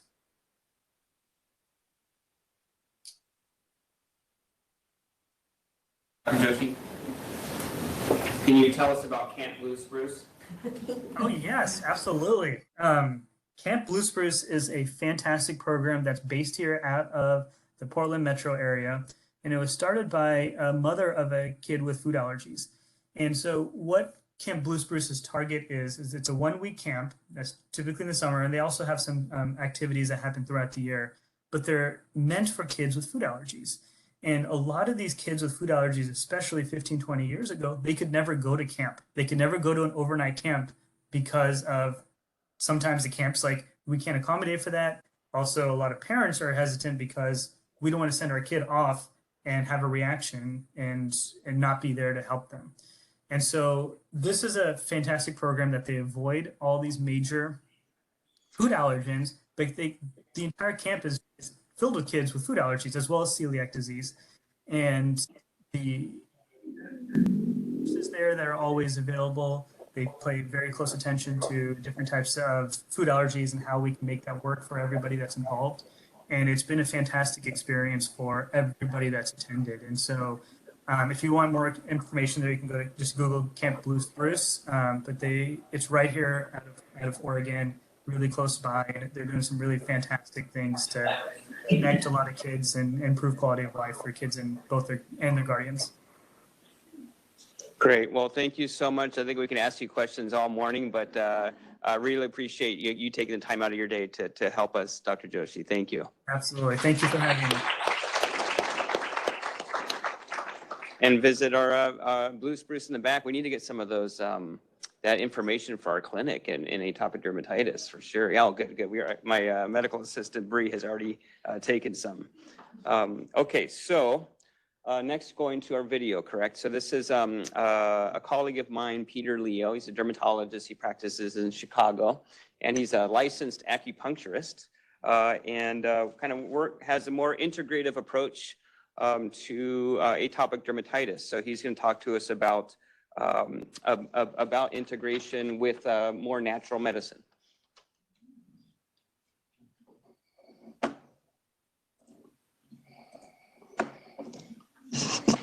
Okay, so we have his talk, and then there'll be a short Q&A. He was able to answer some questions, and also, so he'll have his own recorded Q&A as well, because he can do it all. Hello, I'm Peter Leo. I'm a clinical assistant professor of dermatology and pediatrics at Northwestern University, Feinberg School of Medicine. I'm also the founding director of the Chicago. We'll see if we can get it to match up a little bit. No promises on that. Just ignore his face, if not. His mouth, at least, sorry. Integrative Eczema Center. And this presentation is entitled An Integrative Approach to Atopic Dermatitis. I'm really excited to be talking about this. We are going to go on a bit of a journey in a very short time, but hopefully there's some big ideas and some things to be of interest to everybody. These are my disclosures. And I'd like to begin with a quote from L. Duncan Bulkley. This is back in 1881. Quote, "Eczema has been rightly called the keystone of dermatology, and he who fully masters its management is not only skilled in regard to treating one of the most common and distressing of all cutaneous diseases, but has acquired a knowledge of the principles of dermatologic practice, which will assist in the treatment of many, if not all, other maladies of the skin." Unquote. And I think it's true. This is a very challenging condition to treat. It's challenging for the patients, their families, their friends, and of course, even for us as clinicians. I think it pushes us to our limit. This is what brings us here today. These patients have a tremendous amount of suffering, and I feel that our job is to try to get everything we can in our toolbox to help them. This is a disease of vicious cycles, and I love this figure. This is the one I want to have tattooed on me because it really summarizes everything beautifully and concisely. We have the skin barrier, we have the dysbiosis of the microbiome, we have inflammation, we have the nerve endings that are involved, and we even have this itch-scratch cycle, a behavioral component or mind-body component. All of these are playing a role, and we've learned more about this condition and more about some of the mediators, the cytokines like IL-4, IL-13, thymic stromal lymphopoietin, the microbiome, all of these different pieces over the past few years. But the goal really remains the same for every patient. We got to get them clear. We have to keep them clear safely, and then they have to be able to keep it up. These are what I call the 3 great hurdles, and it is much easier said than done. I feel that I get humbled pretty much every day with tough patients who are having an issue or two. And the goal, of course, ideally would be to cure people, but failing that, we don't have a cure yet. I find that if we can get them under good control and keep them there, I truly believe, and I've seen it over and over, that we can get people to a point where they are in a relative remission of their disease. And I think what we've done is we take that vicious cycle, which is escalating, and bring it to a virtuous cycle that's cooling down and supporting. And I think there are many good tools in our toolbox of conventional medicine. This is based on a slightly older figure from a 2018 paper. At that point, it was called the New European Guidelines, but now I would say it's actually better called the Old European Guidelines, and there actually are updated ones. But I like the structure of this figure because they sort of build up. We start with our baseline therapy, then we have mild treatments, moderate treatments, and even severe treatments, and this is how we approach it. Of course, there are many new things that I've added into this figure that have happened just in the past several years. So one would be excused if they said, well, why do you even need to think outside of the conventional canon of medicine? You have so many things. Can't we get everybody better? And I think the answer is no, we definitely can't. Even though we have so many good treatments, there are still lots of gaps, lots of unmet needs. Sometimes they're just on the patient themselves. They're not interested in trying the thing that we've discussed. So we need alternatives. We need options. We need things that could potentially give an adjunctive approach to get people better. Now, how do I organize this? Well, in my mind, I think of these in terms of being 5 therapeutic pillars: the skin barrier, the psyche or mind-body, inflammation, the microbiome, and itch. And so we have those 5 things that we can then use to put different treatments from different traditions in these buckets. And I think it actually is a pretty effective way to think about this. And of course, anytime we're treating a patient who's failing, I ask myself, can I enhance one of these areas? Where do I think I'm not doing enough? Of course, we have to filter all of this evidence because there are literally an endless number of things out there that we could try for this disease. And people ask me all the time, do you think this particular concoction will work, or will this herbal remedy help? And the truth is, for most of the things people ask, I say, I don't know. We just don't really know. But we do have some evidence, which I'm about to show you. And of course, we have to make sure things are safe and practical. If it's something that, entails going to the moon, well, that's not going to be something most people are going to be able to do, even if it is safe and effective. So our goal is to put together a multidisciplinary integrative toolbox that we can use to bring to our patients. And I really think this is an old concept, and we can go at least as far back as Paracelsus, who lived from 1493 to around 1541. He was sort of considered the father of toxicology. He's also the father of balneology. He was an incredible naturalist and a physician. I've read a few books about him. Very interesting iconoclastic character. He admonishes us to seek, knock, and find. And that's really what drives me, this idea of looking out elsewhere, looking outward, trying to find new ideas to help patients get better and to learn in the process. Let's start with skin barrier, a very, very important aspect of atopic dermatitis. It's not just bricks and mortar. There's a functional aspect to the skin barrier. The microbiome is part of that, the chemical layer, the immune layer, and of course the physical layer is part of this whole story. But we understand that the barrier is not just playing a barrier for the skin. It's not just keeping water in and keeping irritants, allergens, and pollutants out, but it actually is playing a role in our overall health and well-being. And this is I think a pretty striking figure that came about just in the last couple of years, where this concept that a lot of inflammation in the body may be driven by impaired barriers. Of course, this is not just the skin. This is skin, gut, and respiratory epithelia, but the idea is we get exposure to barrier damaging ingredients. These are things like toxins, pollutants, detergents, and then we get the colonization of opportunistic pathogens. So the microbiome is involved here with dysbiosis. We then get inflammation, which then can lead to inflammation throughout the body.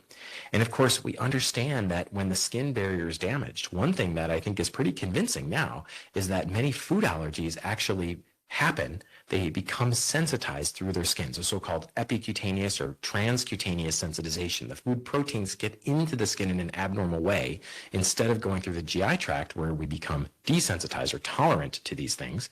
Through the skin, they actually become sensitized and develop allergies. So the stakes are actually very, very high. I tell my patients it's not just about getting the eczema better. It's potentially about protecting us from developing other allergies as we go further. We don't know this is always the case, and certainly I don't think there's enough compelling mainstream evidence to say just fixing the atopic dermatitis is going to prevent allergies yet, but I think it's possible. And I think we've seen some studies suggest that this may be a factor, particularly in certain scenarios. Well, what is out there that could potentially disrupt our barrier? There are many things. It turns out microplastics, ozone, cigarette smoke, particulate matter, even things like detergent residue in our clothing. All of these things can potentially damage our skin barrier. We're constantly under attack. And it turns out that using moisturization really does help. It actually decreases disease severity.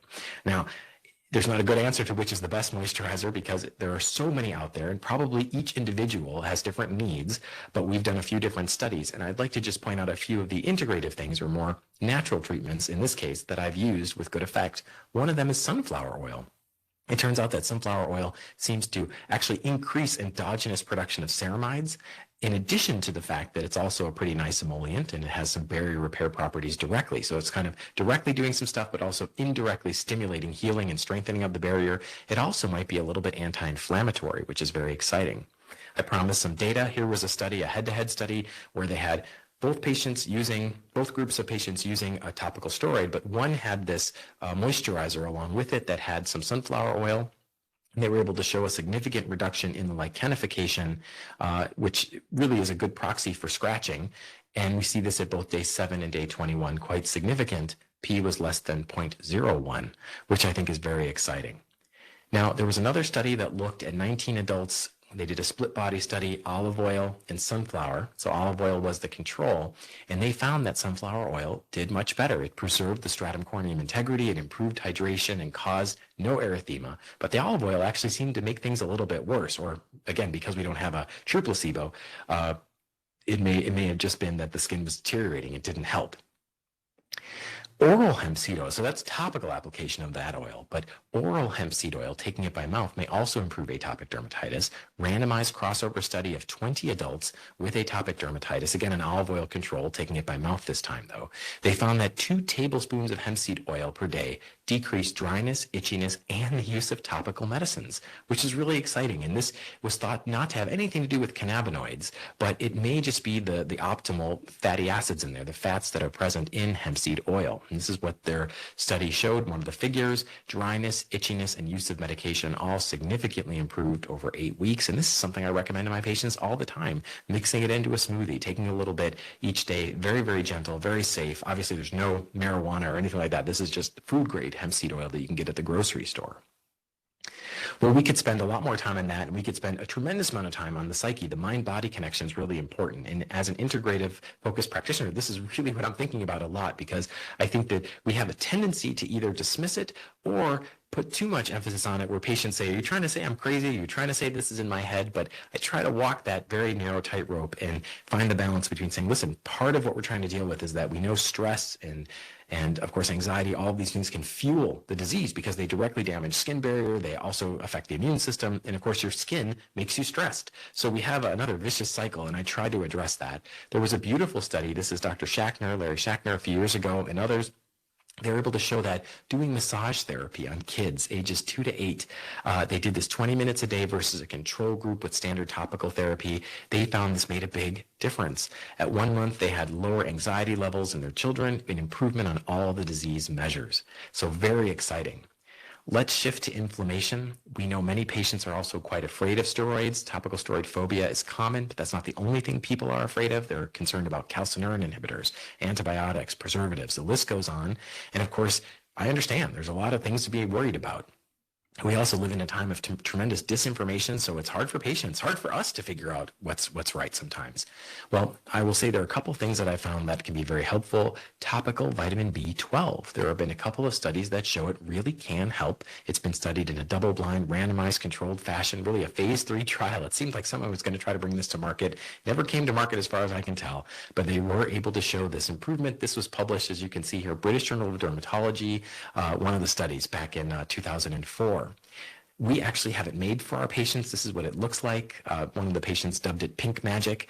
It's very, very nice, very gentle, very, very few side effects overall. Most patients tolerate it well. We use kind of a gentle base, but it's very neat, and I can share the recipe. I actually have a recipe that's freely available that either you can have it produced by a compounding pharmacy for a patient, or if the patient's feeling very ambitious, they can actually make it themselves. Literally, it's some powder you can get online. It's a vitamin powder. You're going to mix it into a moisturizer base. So we have all those ingredients and links to those ingredients and the instructions available for free.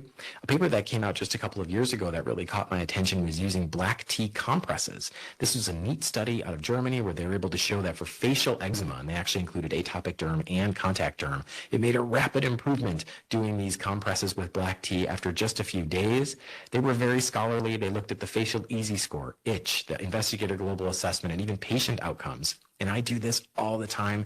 This is my recipe for what I have patients do. Basically, brew up a cup of black tea or a little bowl, put it in the refrigerator, just get it nice and cool. I don't want anyone to burn themselves. And then when it's nice and cool, they can do a little compress on those trouble areas. And I think this has been a really nice adjunctive treatment. Let's move forward to the microbiome. This is a very tough area. So much learning happening in the past 10 years. It's been transformative. This is Heidi Kong's paper back in 2012 that I really think sort of codified this idea that staph is driving atopic dermatitis. It's not just a bystander. We understand that staph is producing a number of toxins, these toxins that can actually not only damage the skin barrier, but also drive inflammation and itch. So it really is a bad actor. And there have been a number of ways to think about manipulating the microbiome. How do we push back? It turns out probably big gun antibiotics are not the answer for this. They just don't seem to work. And it's probably because it just disrupts too much. But there's the concept of probiotics and prebiotics and postbiotics, and of course, even things like antibiotics and antiseptics. And there's even new novel types of treatments like endolysins and other things that I think are very exciting. So we could spend quite some time on that, but I'll leave it as a placeholder for an area with lots and lots of evidence that is going to be, I think, exploding in the next few years as we learn more about it. One thing that we know helps with atopic dermatitis, but probably not for the reasons we thought, are dilute bleach baths.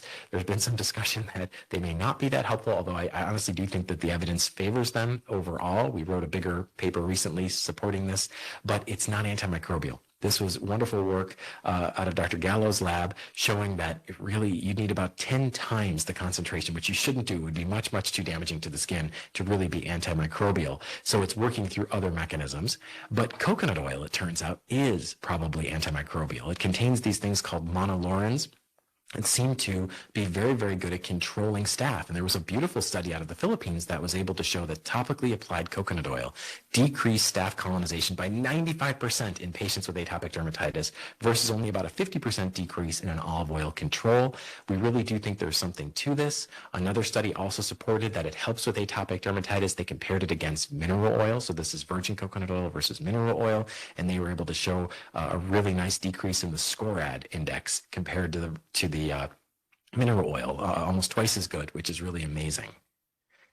And that brings us to our last little bit here on itch, such a fascinating area. There's a whole story about cannabinoids that I'd love to get into at some point, but I would say my bottom line right now is there's promise, but very little clinical data. I'm not sure we have enough to go on yet for cannabinoids as a class, but there's lots of promise. Acupuncture is fascinating. There's a lot of evidence that it may help with itch. This was a study that was shown to help in patients with uremic pruritus, significantly help them with acupuncture. So we did a similar study with acupressure and were able to show it helped our atopic dermatitis patients with itch as well by stimulating this point called large intestine 11, which is sort of on near your elbow, near the antecubital fossa. Putting it all together, I think we can think about these aspects. We can bring in both conventional and we can bring in alternative complementary treatments for our patients. We can make them an action plan and write it out. We can even make one that has some of these concepts and we can explain to them why. We can say, yes, we're going to use the vitamin B12 cream because we know that has some anti-inflammatory effect. We're going to put you on a probiotic because we think that may help balance your microbiome. And we can do this admittedly with relatively crude understanding, but with hopes that with each passing year in new studies, new understanding, we're going to continue to refine this to get our patients better. In some, conventional medicine really is the best, but it's in part because I think we are open as a group. We're open to take great ideas from everywhere. And by understanding that we don't have all the answers and by being willing to work with our patients, I think we can really get not only a preview into the future of medicine, but also connect better than ever before with our patients. Some of my patients say, you know what, I'm okay not doing the alternative stuff for now, but I appreciate that you even considered it. Let's do something conventional together. And that's really what it's all about, finding that path together so we can really get folks better. Thank you so much for your attention. I hope you enjoyed it, and I hope to see everybody again soon.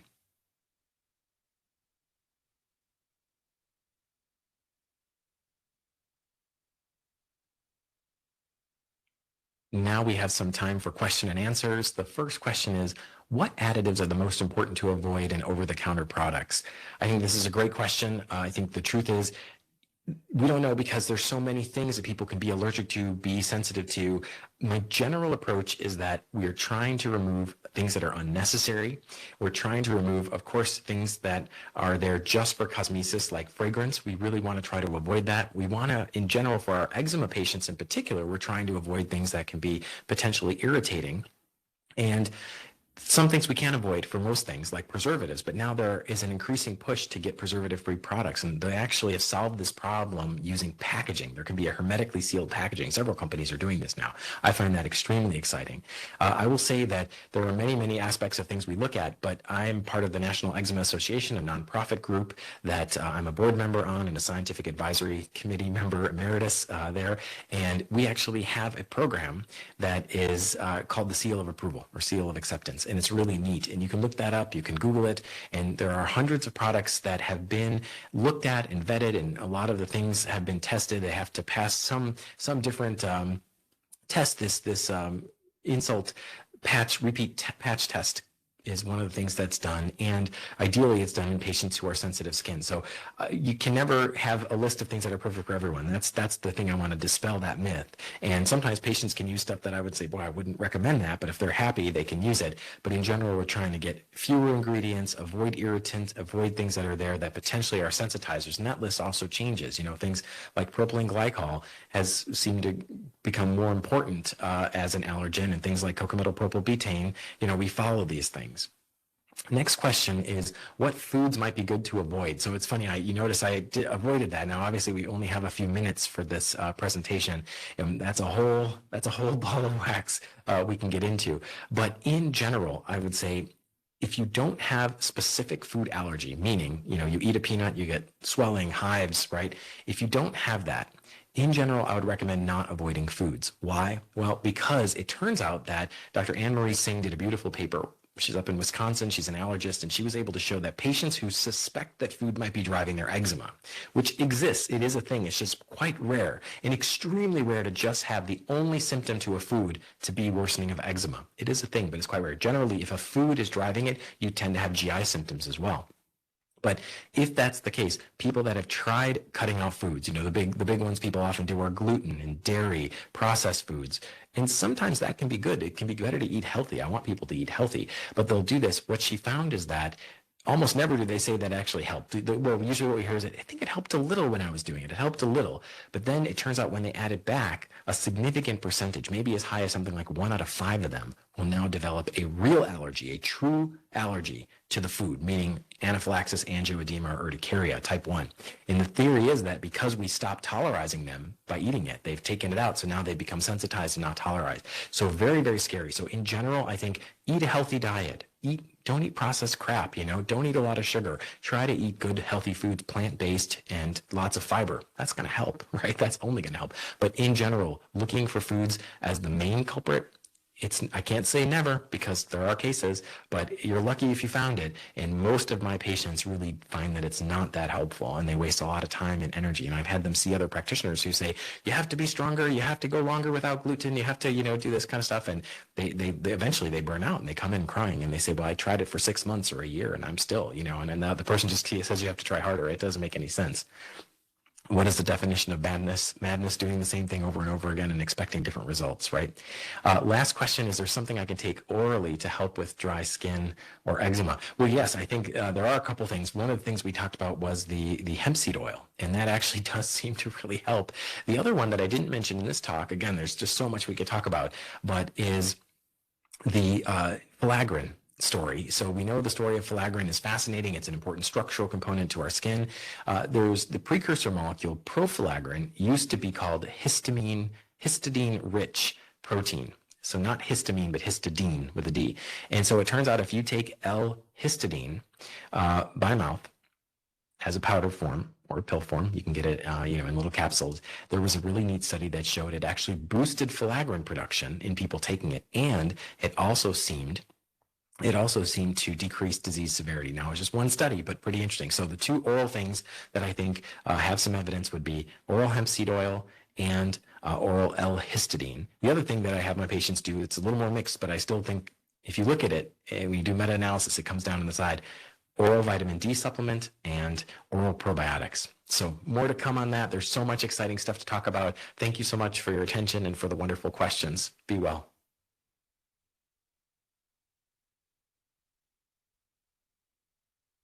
Okay, we're going to transition into a quick 5-minute break here. Allow everyone to do whatever you need to do. I would encourage everyone, at the very least, before you leave, to visit the tables in the back.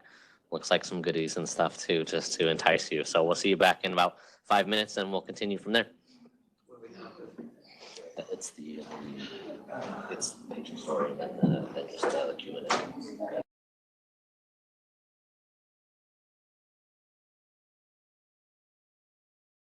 Testing 1, 2, 3. Hello, Sally. This is Antonio. I'm the tech support here. We're muted, so they can't hear you in the room, but I just wanted to make sure your camera and your audio is good for your. We do a quick test. Oh, you are muted. I can't. Yeah, you must go ahead and unmute yourself. Can you hear me? Now we can hear you. That's great. Excellent. Sweet. And I can see you now. So you're there. Hey, can we adjust your camera? Is it possible to sort of lift your camera up a little bit more? We're kind of looking up into your nostrils. Yeah, I don't want my nostrils. If that makes sense. That. That's great. Yeah, that's perfect. Thank you so much. Excellent. Okay, great. So we'll be coming back from break here momentarily, and then we'll open up the microphones and you'll hear Patrick do an introduction, and then you'll be ready to roll. Okay, should I mute myself again? Yeah, go ahead. Might as well. Yeah. Okay. All right. Excellent. Thanks.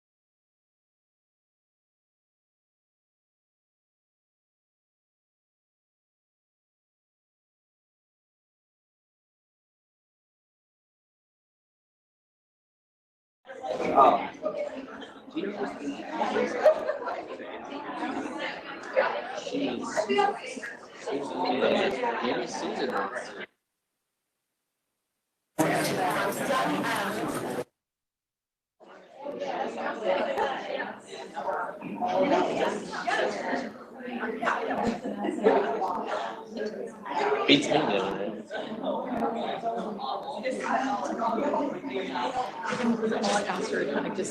It's a really, yeah, it's really open-ended, yeah. And so I included this little bit, to share a little bit, and I just included some like maybe questions to maybe just like get the ball rolling in the conversations. But otherwise, it's a real just open discussion. Yeah. You know. All right, we're gonna get started back here in about 20, 30 seconds here. We want to make sure we leave ample time for question and answer and community building. This is, it is very good. Yeah. Yeah.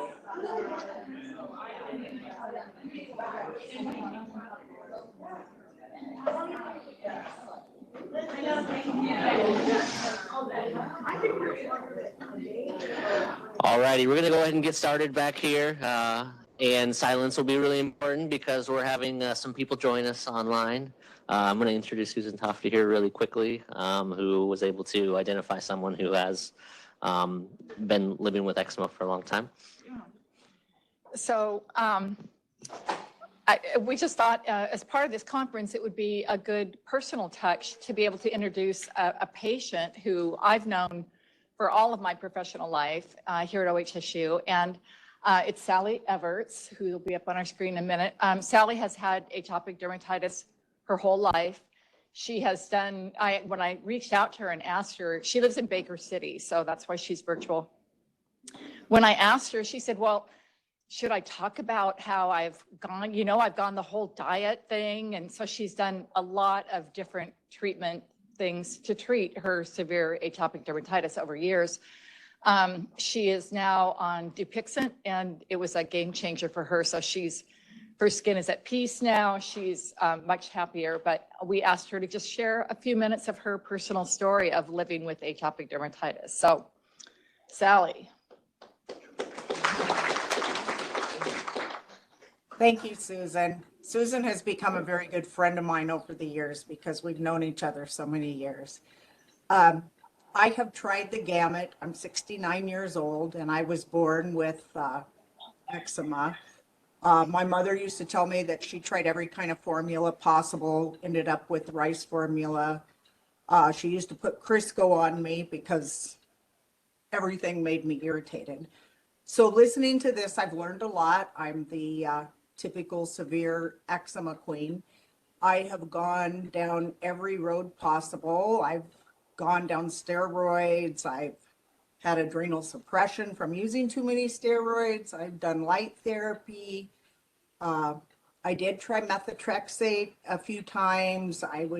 Twice I got a really bad kidney infection. I didn't like that. So then I went into more naturopath solutions and a very strict diet. And I got very thin. I was corn-free, wheat-free, sugar-free, dairy-free for a couple years and got sick from that and went crawling back to Dr. Hannafin for help. So I think what I have found through the years is we have to find a balance. I do know I have food allergies. And I do know I have eczema, and I do know I have allergies, and I do know I have asthma.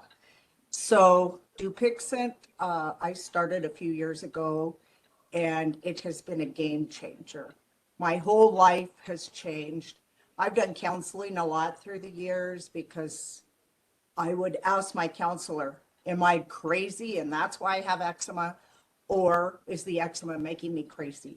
And it's just a constant circle. I had it on 95% of my body for a lot of my life. And I used to have to get wicks put down in my ears because they would swell shut, and just a lot of different things. Go to work with your face all swollen, and I try to make it just look like a bad makeup day because I would pack the makeup on so people wouldn't see my eczema so bad. So a lot of things I've gone through. Ironically, I do use a cream now on my skin that's shea butter with sunflower oil. So that was really good to hear about the sunflower oil. I do think it really lubricates my skin. I also love Cetaphil. I had such a problem on my face for so many years. I'm not trying to promote any kind of brand or anything, but I did find this brand. It's called Neova, and it's a post laser therapy recovery lotion. It has copper peptide complex in it. And of all the things that did give me peace before I started Dupixent, that was one that helped my face. And I think all of us eczema people don't really like to talk about it because we're so afraid we might flare up or something. But Dupixent has completely changed my life. My asthma's 90% better. My allergies are probably 70% better. And my eczema is probably non-existent. It's just a wonderful thing. I'll get a tiny little patch on my neck or somewhere on my arm. But I live in a very dry climate, so I lather in lotion every time I take a shower. And I do feel that I do better if I do go without soap. And that's what I heard today. And I do need more showers than twice a week. I feel like before I had Dupixent, I would feel like I would get a crust almost on my skin and I wanted to rinse it off. And I think us eczema people, we love, as sad as it is, we love to feel the pain because the pain stops the itching. And that's where you get that vicious cycle going. So I appreciate you letting me talk, and I'm so grateful for the drug Dupixent because it did change my life. And I'm happy to answer any questions.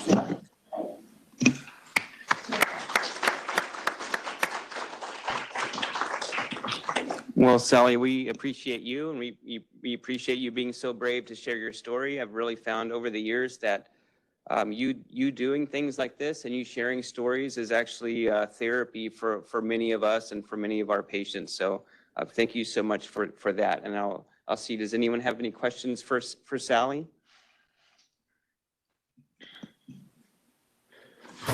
And I'm sorry you've been living with this for your entire life. And I hope this is not going to flare up your eczema, like you said.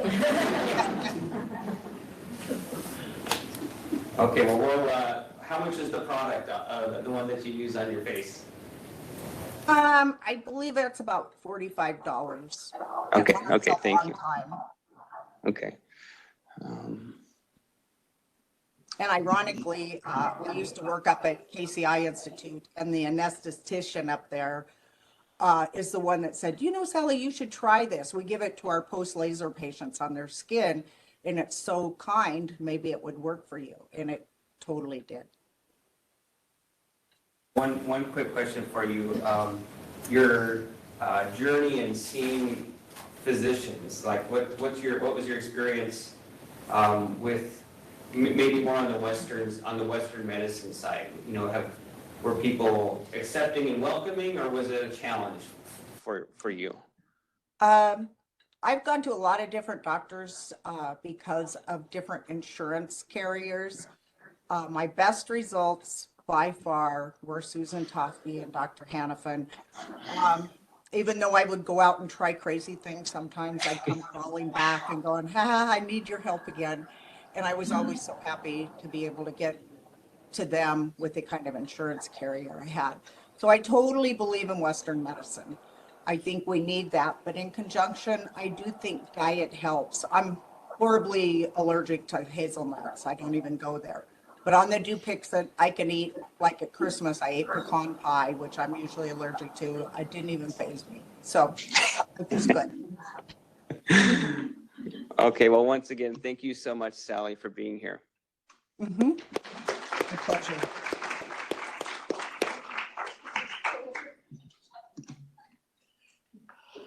And so we're going to kind of transition into a little bit more of just an open conversation. So really anything goes. We have some submitted questions. This is the time for you to ask any questions you might have, share any sort of successes or struggles that you've had throughout your journey. We're just hoping to give everyone the opportunity to engage to whatever level that you feel comfortable with. Yeah, so we still have our pediatric dermatologist, we still have, and we have also amazing medical team. So this is a lot of our medical assistants and nursing team as well. So yeah, feel free to ask us any question. It'll be just kind of a free-for-all. So I go to the pool, excuse me, often I've kind of suggested that I put Vaseline all over my body when I go in.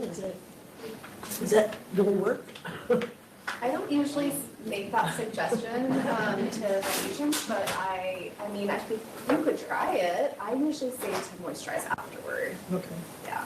And that could be with anything. Interestingly, a pool has chloride ions. It's almost like a bleach bath. Right. And so, maybe it could actually provide some benefit. And you're always weighing that with the dryness that you get from hot water and from detergent, or, some of the potential detergent that might be in there. So yeah, I actually have had a patient who did pre-treat, and they really liked it. Every time they would go swimming, I don't make that a formal recommendation, but as long as you get some thick moisturizer, whether it's coconut oil, shea butter, sunflower oil, Cetaphil, CeraVe, once you maybe rinse off and then get it right on, then that should help. The worst dry skin, someone was sent to me for a drug rash. The biopsy showed eczema drug rash. And I looked at him, his whole body, and it looked like dry skin eczema. I was like, how could he have a dry skin? And he took all his medications away. And then he was, I talked to him more, and he was getting in and out of the hot tub 10 times a day with no moisturizer. He would just get in for like 30 minutes and get out. And when you do that, that's a great way to dry out your skin. So get something on right afterwards. So, because I sometimes use the hot tub too. Yes. I think, the hot water dries skin out, the chlorine can dry things out, but as long as you maybe rinse off and just get something on quickly. But because it just strips your, we all have natural oils on our skin.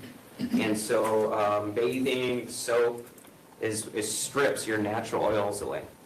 And so the moisturizers put oils back. And that's why you'll see dermatologists, we don't recommend lotions as much, like the stuff that feels better to put on, because the ingredient is primarily water.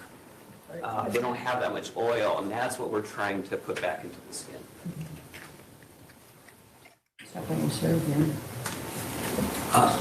Maybe it's the benefit of aging, because I don't do a lot of that.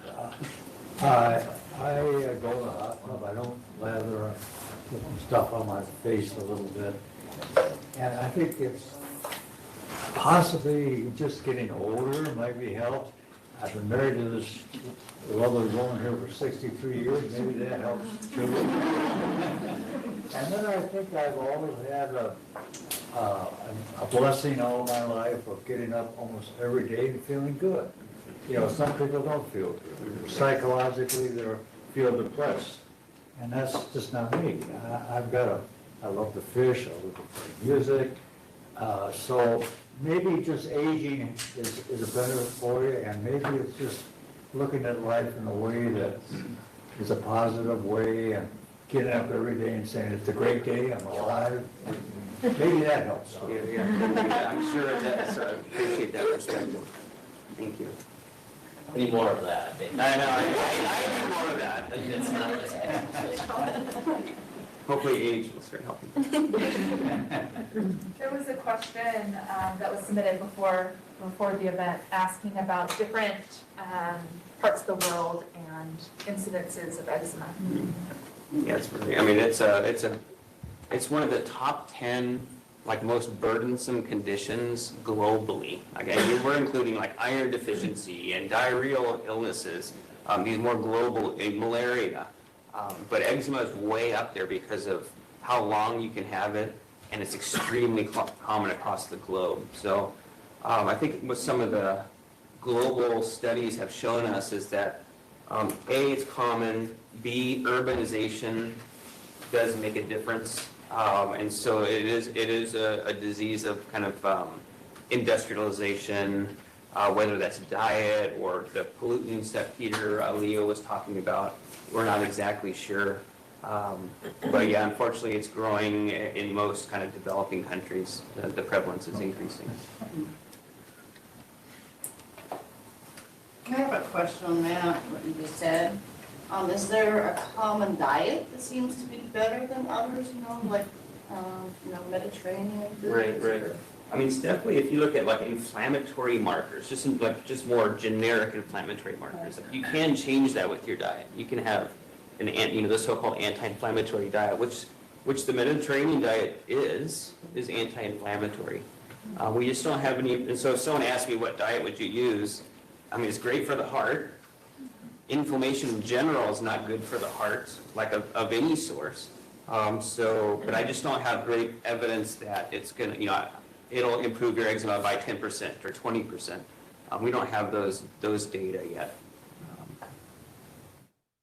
And as you hear, a lot of people have been on like really restrictive diets and maybe not anti-inflammatory diets per se, but sometimes your condition is just so severe that these other changes, it's hard to measure that it's improving anything.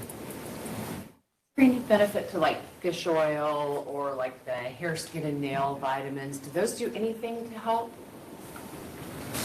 My pet peeve is That hair, skin, and nail. Yeah. The $1 billion kind of industry that tells us we should be doing all this stuff. So I don't have any evidence. So you always balance kind of, I want to be open-minded, but I also balance that with I see a lot of damage happening from false hope, and I think that's very troublesome and difficult for patients when something that seems like it should have helped or was told on YouTube that was going to help and it doesn't, and start spending money on things that just aren't going to work.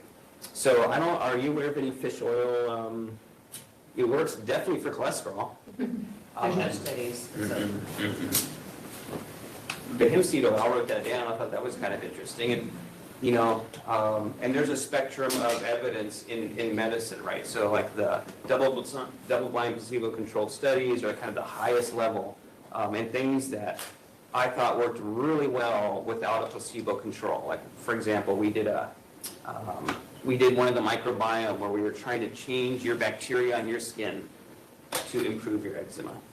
And all the studies in the lab were like, okay, this is it. This gram-negative bacteria that we were spraying on live is going to help. And the Petri dish should help. With no placebo, it definitely helped. We have it published in really high impact journals.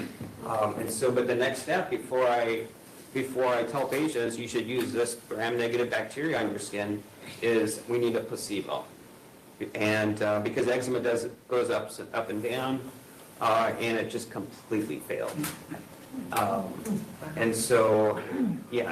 Some of these studies, they're small or they don't have a placebo and they seem to work. But for me, I feel like we need that next level of evidence before I can officially recommend something. And I don't think it's wrong to recommend things with little evidence as long as the patient is aware that, I'm not sure about this, but it's not going to hurt you and it's not too expensive. This is my approach, but there's different approaches out there. I had a question about sunscreen. Mm-hmm. Mineral, chemical, ingredients in that, face versus body. One of my favorite topics, sun protection. I mean, in general, what I recommend for kids is usually mineral sunscreens because they're broad spectrum, so they're really good sun protection. I think all sunscreens are a little irritating to the skin. There are some that we like more than others, like creams, for example, are gentler than like a gel or a spray. But I usually say take a bath afterwards. If you're going to be outside using sunscreen all day, take a 10-minute bath, so you can just soak off the sunscreen and then put a good moisturizer on afterward. But I would stick with creams. I like minerals, but that's mostly for kids. And then I love sun protective clothing. If you can wear a long sleeve rash guard or a long sleeve swimsuit, especially for kids, that's great, and it's not going to be as irritating as a sunscreen. Plus, it's better sun protection. And then you don't have to wash it off. It's just Right, right. So that's my first level of sun protection. The other thing is the National Eczema Association, Peter Leo mentioned their seal of acceptance. It's not approval, but it's acceptance. And if you go on the website, they have sunscreens on there. And so I've guided a lot of my patients that don't have eczema, but just have sensitive skin. And I've said, go to that because those are products that are deemed to be safe and less irritating for people with sensitive skin or with eczema. They don't smell like coconut and Yeah, all those yeah. fancy So smells. that's another good resource. I have a question. What sunscreen mark would you recommend? Which sunscreen? That's a great question. I mean, there is a list that I have that I keep that I recommend. My personal favorite is Blue Lizard, but yeah, that's my personal favorite. I like Sunbum too. Sunbum, A thick Blue Lizard, cream. they're not sponsors of There's this. a good Banana Boat Kids that's just, I like to use ones that are mostly just zinc and titanium, so the two minerals. Yeah. So when you flip it over and you look at there's like an active ingredients and like other ingredients. So as long as those two active ingredients, I think that is like zinc oxide or titanium dioxide, and then they don't have the chemical sunscreens in the active part. Those are usually more. Yeah.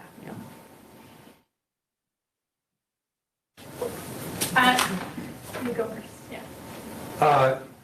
You said there's several different types of things you can do. One of them was a jack inhibitor. Is that the top? Is there anything after that when that doesn't work? That's a good question. Then you're just kind of making it up. You know, like, so there's not one, so the JAK inhibitors right now, I guess outside of high dose steroid, are probably the most potent way to reduce inflammation in atopic and itch in atopic dermatitis. Now, there are subsets of patients who that's not enough. And we see those in our clinic. And so we start combining therapies at that point. And I have one patient on dupilumab and a JAK inhibitor. Do you have a business card? Okay, my wife came down with eczema about a year ago. She has tried everything. She's now on a JAK inhibitor, and she spent last night I'm tired of it. I'm beginning to think it's me. And I'm just wondering what the next steps are. Well, I'm really sorry that's happening to both. I mean, we're talking head to toe, okay? Yeah. We're not talking a little bit of eczema. And so it takes a relationship with your providers to hear these stories and then to adjust things. And you know, eczema is still, even with control, is still going to come and go a little bit. And so kind of measuring how bad that fluctuation is. The longer you control it, I do think that it starts getting better over time in terms of how severe these flares are. But flaring, even when you're on dupilumab or JAK inhibitors, definitely still can happen. So hopefully topical therapy can rescue those days, those bad days, or even what we've done, and we've studied this quite a bit, is using topical therapy as a preventive. So like if you know somewhere is a bad area that's going to flare, we treat before. You can't put any more topical, okay? Right. Yeah, and so, I mean, I am stalking these topical companies because, I mean, right out of the shower. and then sometimes it's worth looking for other reasons why. So sometimes there's other things that are happening that maybe the disease is changing. Maybe you're evolving into something else, or a product that you used to thought was great is now causing allergy. So it takes a nice 30, 45 minute discussion to try to work through these. And I'm just sorry that you guys are struggling with that. So, but we'd be happy to see you at OHSU, and to help give any further feedback.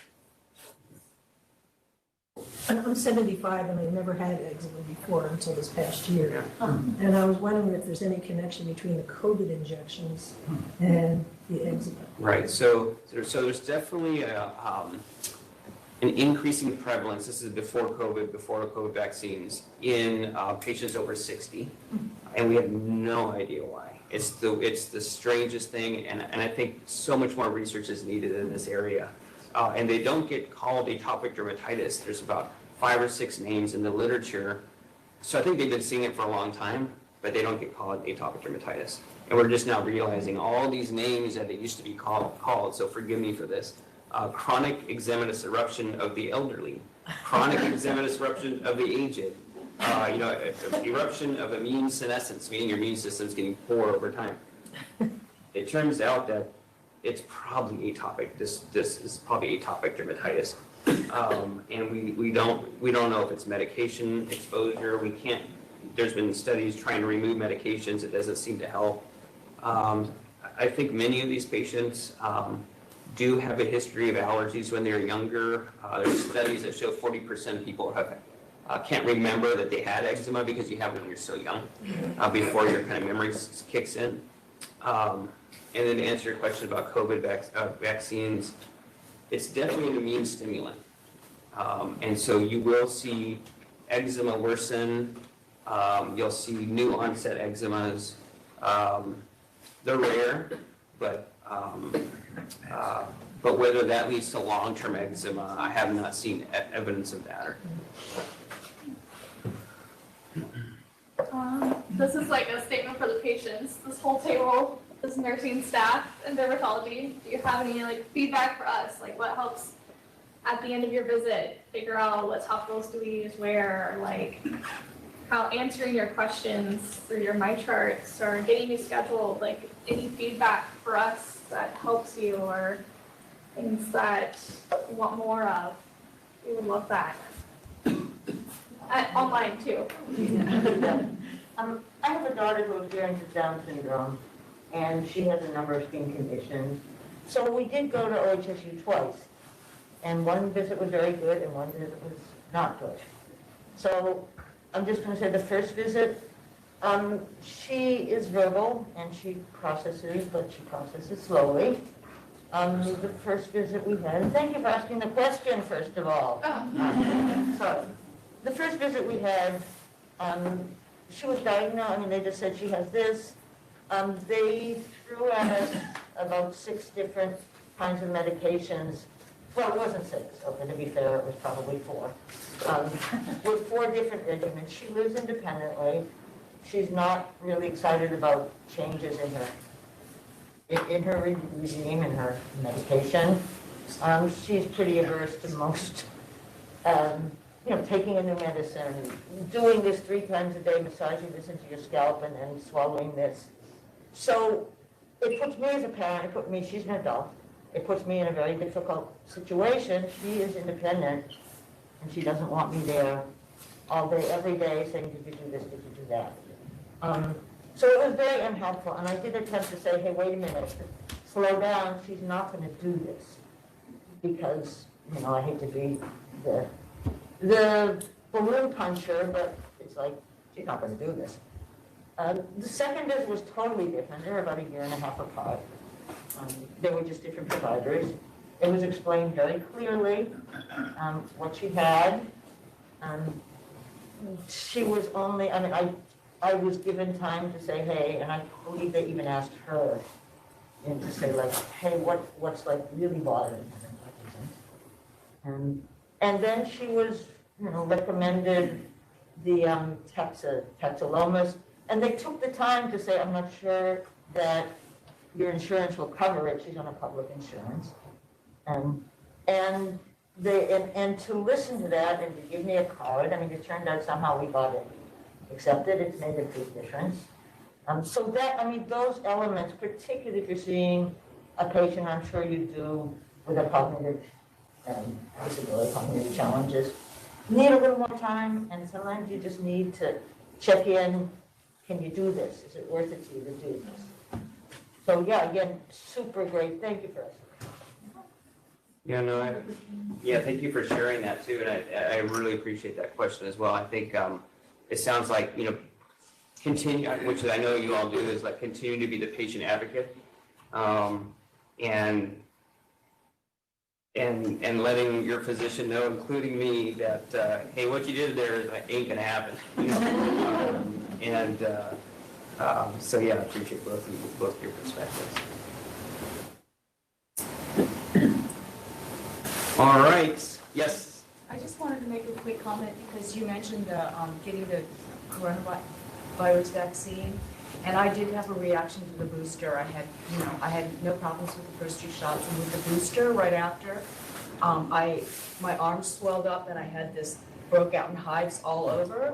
So that was definitely a trigger. I've had eczema all my life, like tiny patches, and since then I've been quite flared up.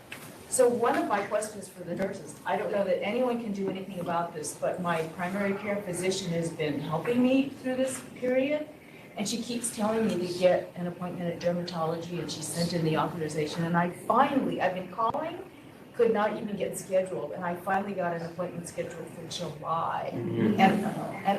So anyway, do you have any recommendations on how to catch one of those cancellations? I will call every morning at 8 o'clock, that helps. You're breaking our heart. I mean, yes, OHSU leadership is honest on every department, every single day. It's the one metric that we read out every single day is how many days wait we have.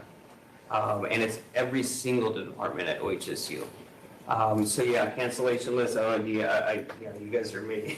It's a hard one for sure. Like, it's not just one provider, like so many providers are booked out because, I mean, I don't even know why. It's just, we had like a huge surge of just new patients and new referrals. And unfortunately, it's patients similar to you that have like this new disease, or patients that have just gotten eczema in the last year and they don't know what to do. And it's just hard to get them all in at the same time. But yeah, getting on the wait list. We are amazing front desk and PAS staff, patient assistant support staff. They are really trying to get all these new referrals in. I guess the only thing I could recommend doing is just making sure that you're maybe calling maybe once a month or two to try to get you in sooner. And then working with the primary care to get on a plan until you can get in to see us. And we do have different sites too, so Yeah. sometimes like Lake Oswego, OHSU, Beaverton, OHSU, physician assistants, nurse practitioners sometimes have a little bit more availability who we work with very closely. And they're actually excellent providers and communicate with us if there is ever any questions. So I would say like take next available at any location is another potential option.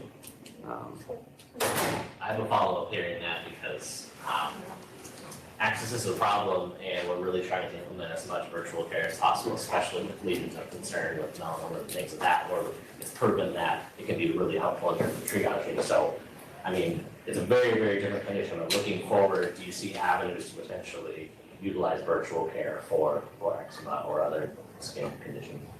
Yeah, so we see virtual follow-ups, and we do have more availability there. Yeah, it's faster. And hearing this story, and also I've been thinking in my mind and knowing the literature now, I've always been concerned about the diagnosis. Like the diagnosis of eczema is challenging, as common as it is. And sometimes it could be scabies, it could be an infection, it could be something else. And so I've always been reluctant to have the first appointment virtual when I can't examine the entire patient, because we're looking for clues of different things all over the body. But the studies show that there is a pretty good diagnostic concordance with virtual diagnosis of atopic dermatitis versus in person. And so I think that might be a helpful solution is go ahead and do these new patient appointments virtually. I think virtual is great for pediatric patients with eczema too, because I mean, kids are all over the exam room, but when you do it virtually, they can show you their skin and then they can go play and you have more time really to talk with families. And I have found eczema to be a good diagnosis to care for virtually. Do you do At least we can maybe start some management, options and at least get started until we can see you in person.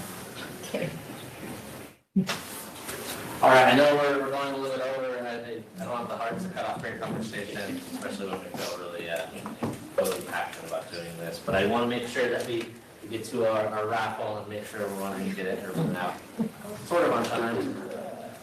That's what I'm talking about. It's literally a miracle. Okay, so we do have some gift baskets available. Thanks to Van and Creek and Sarah Bay. We would take one back, make sure you visit. Even if you don't win one of these gift bags, I see there's other gift bags. Everyone can be a winner, and we do appreciate that.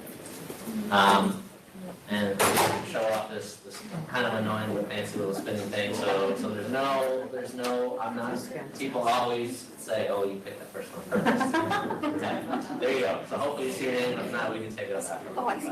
So we have 2 of each gift bag, and if you're online, because everyone that's online is also in this, go ahead and email me.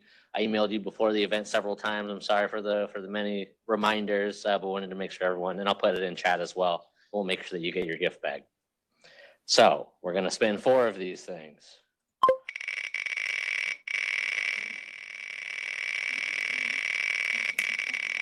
I know. All right, Denise Smith, who I do believe was online and was asking many questions, so we appreciate you for that as well. High choice. All right, you're not going to win again, Denise. Second winner.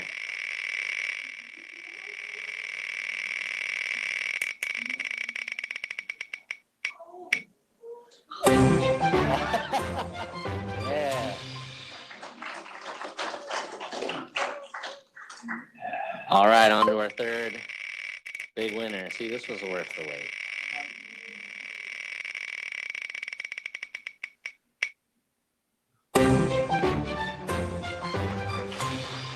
All right, online, Jennifer, make sure you email me, put your name in or email in the chat, and I'll follow up with you. And last big winner.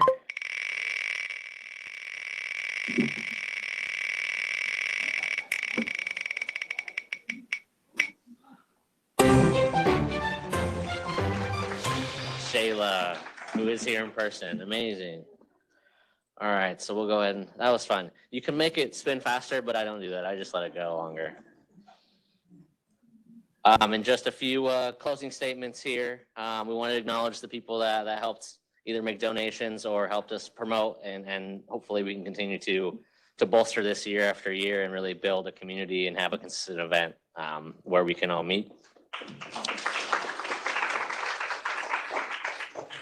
I saw a lot of you that had these already. We just wanted to point this out again, more information in the back. We appreciate you being here. We wanted to appreciate the organizing committee, especially the presenters. Laura she's in the back there. She's being, yeah. So that's super helpful. He would never acknowledge himself, but Dr. Simpson for getting in last night at midnight and coming in the morning and such a professional. But most of all, we wanted to thank all of you. Hopefully you found this beneficial.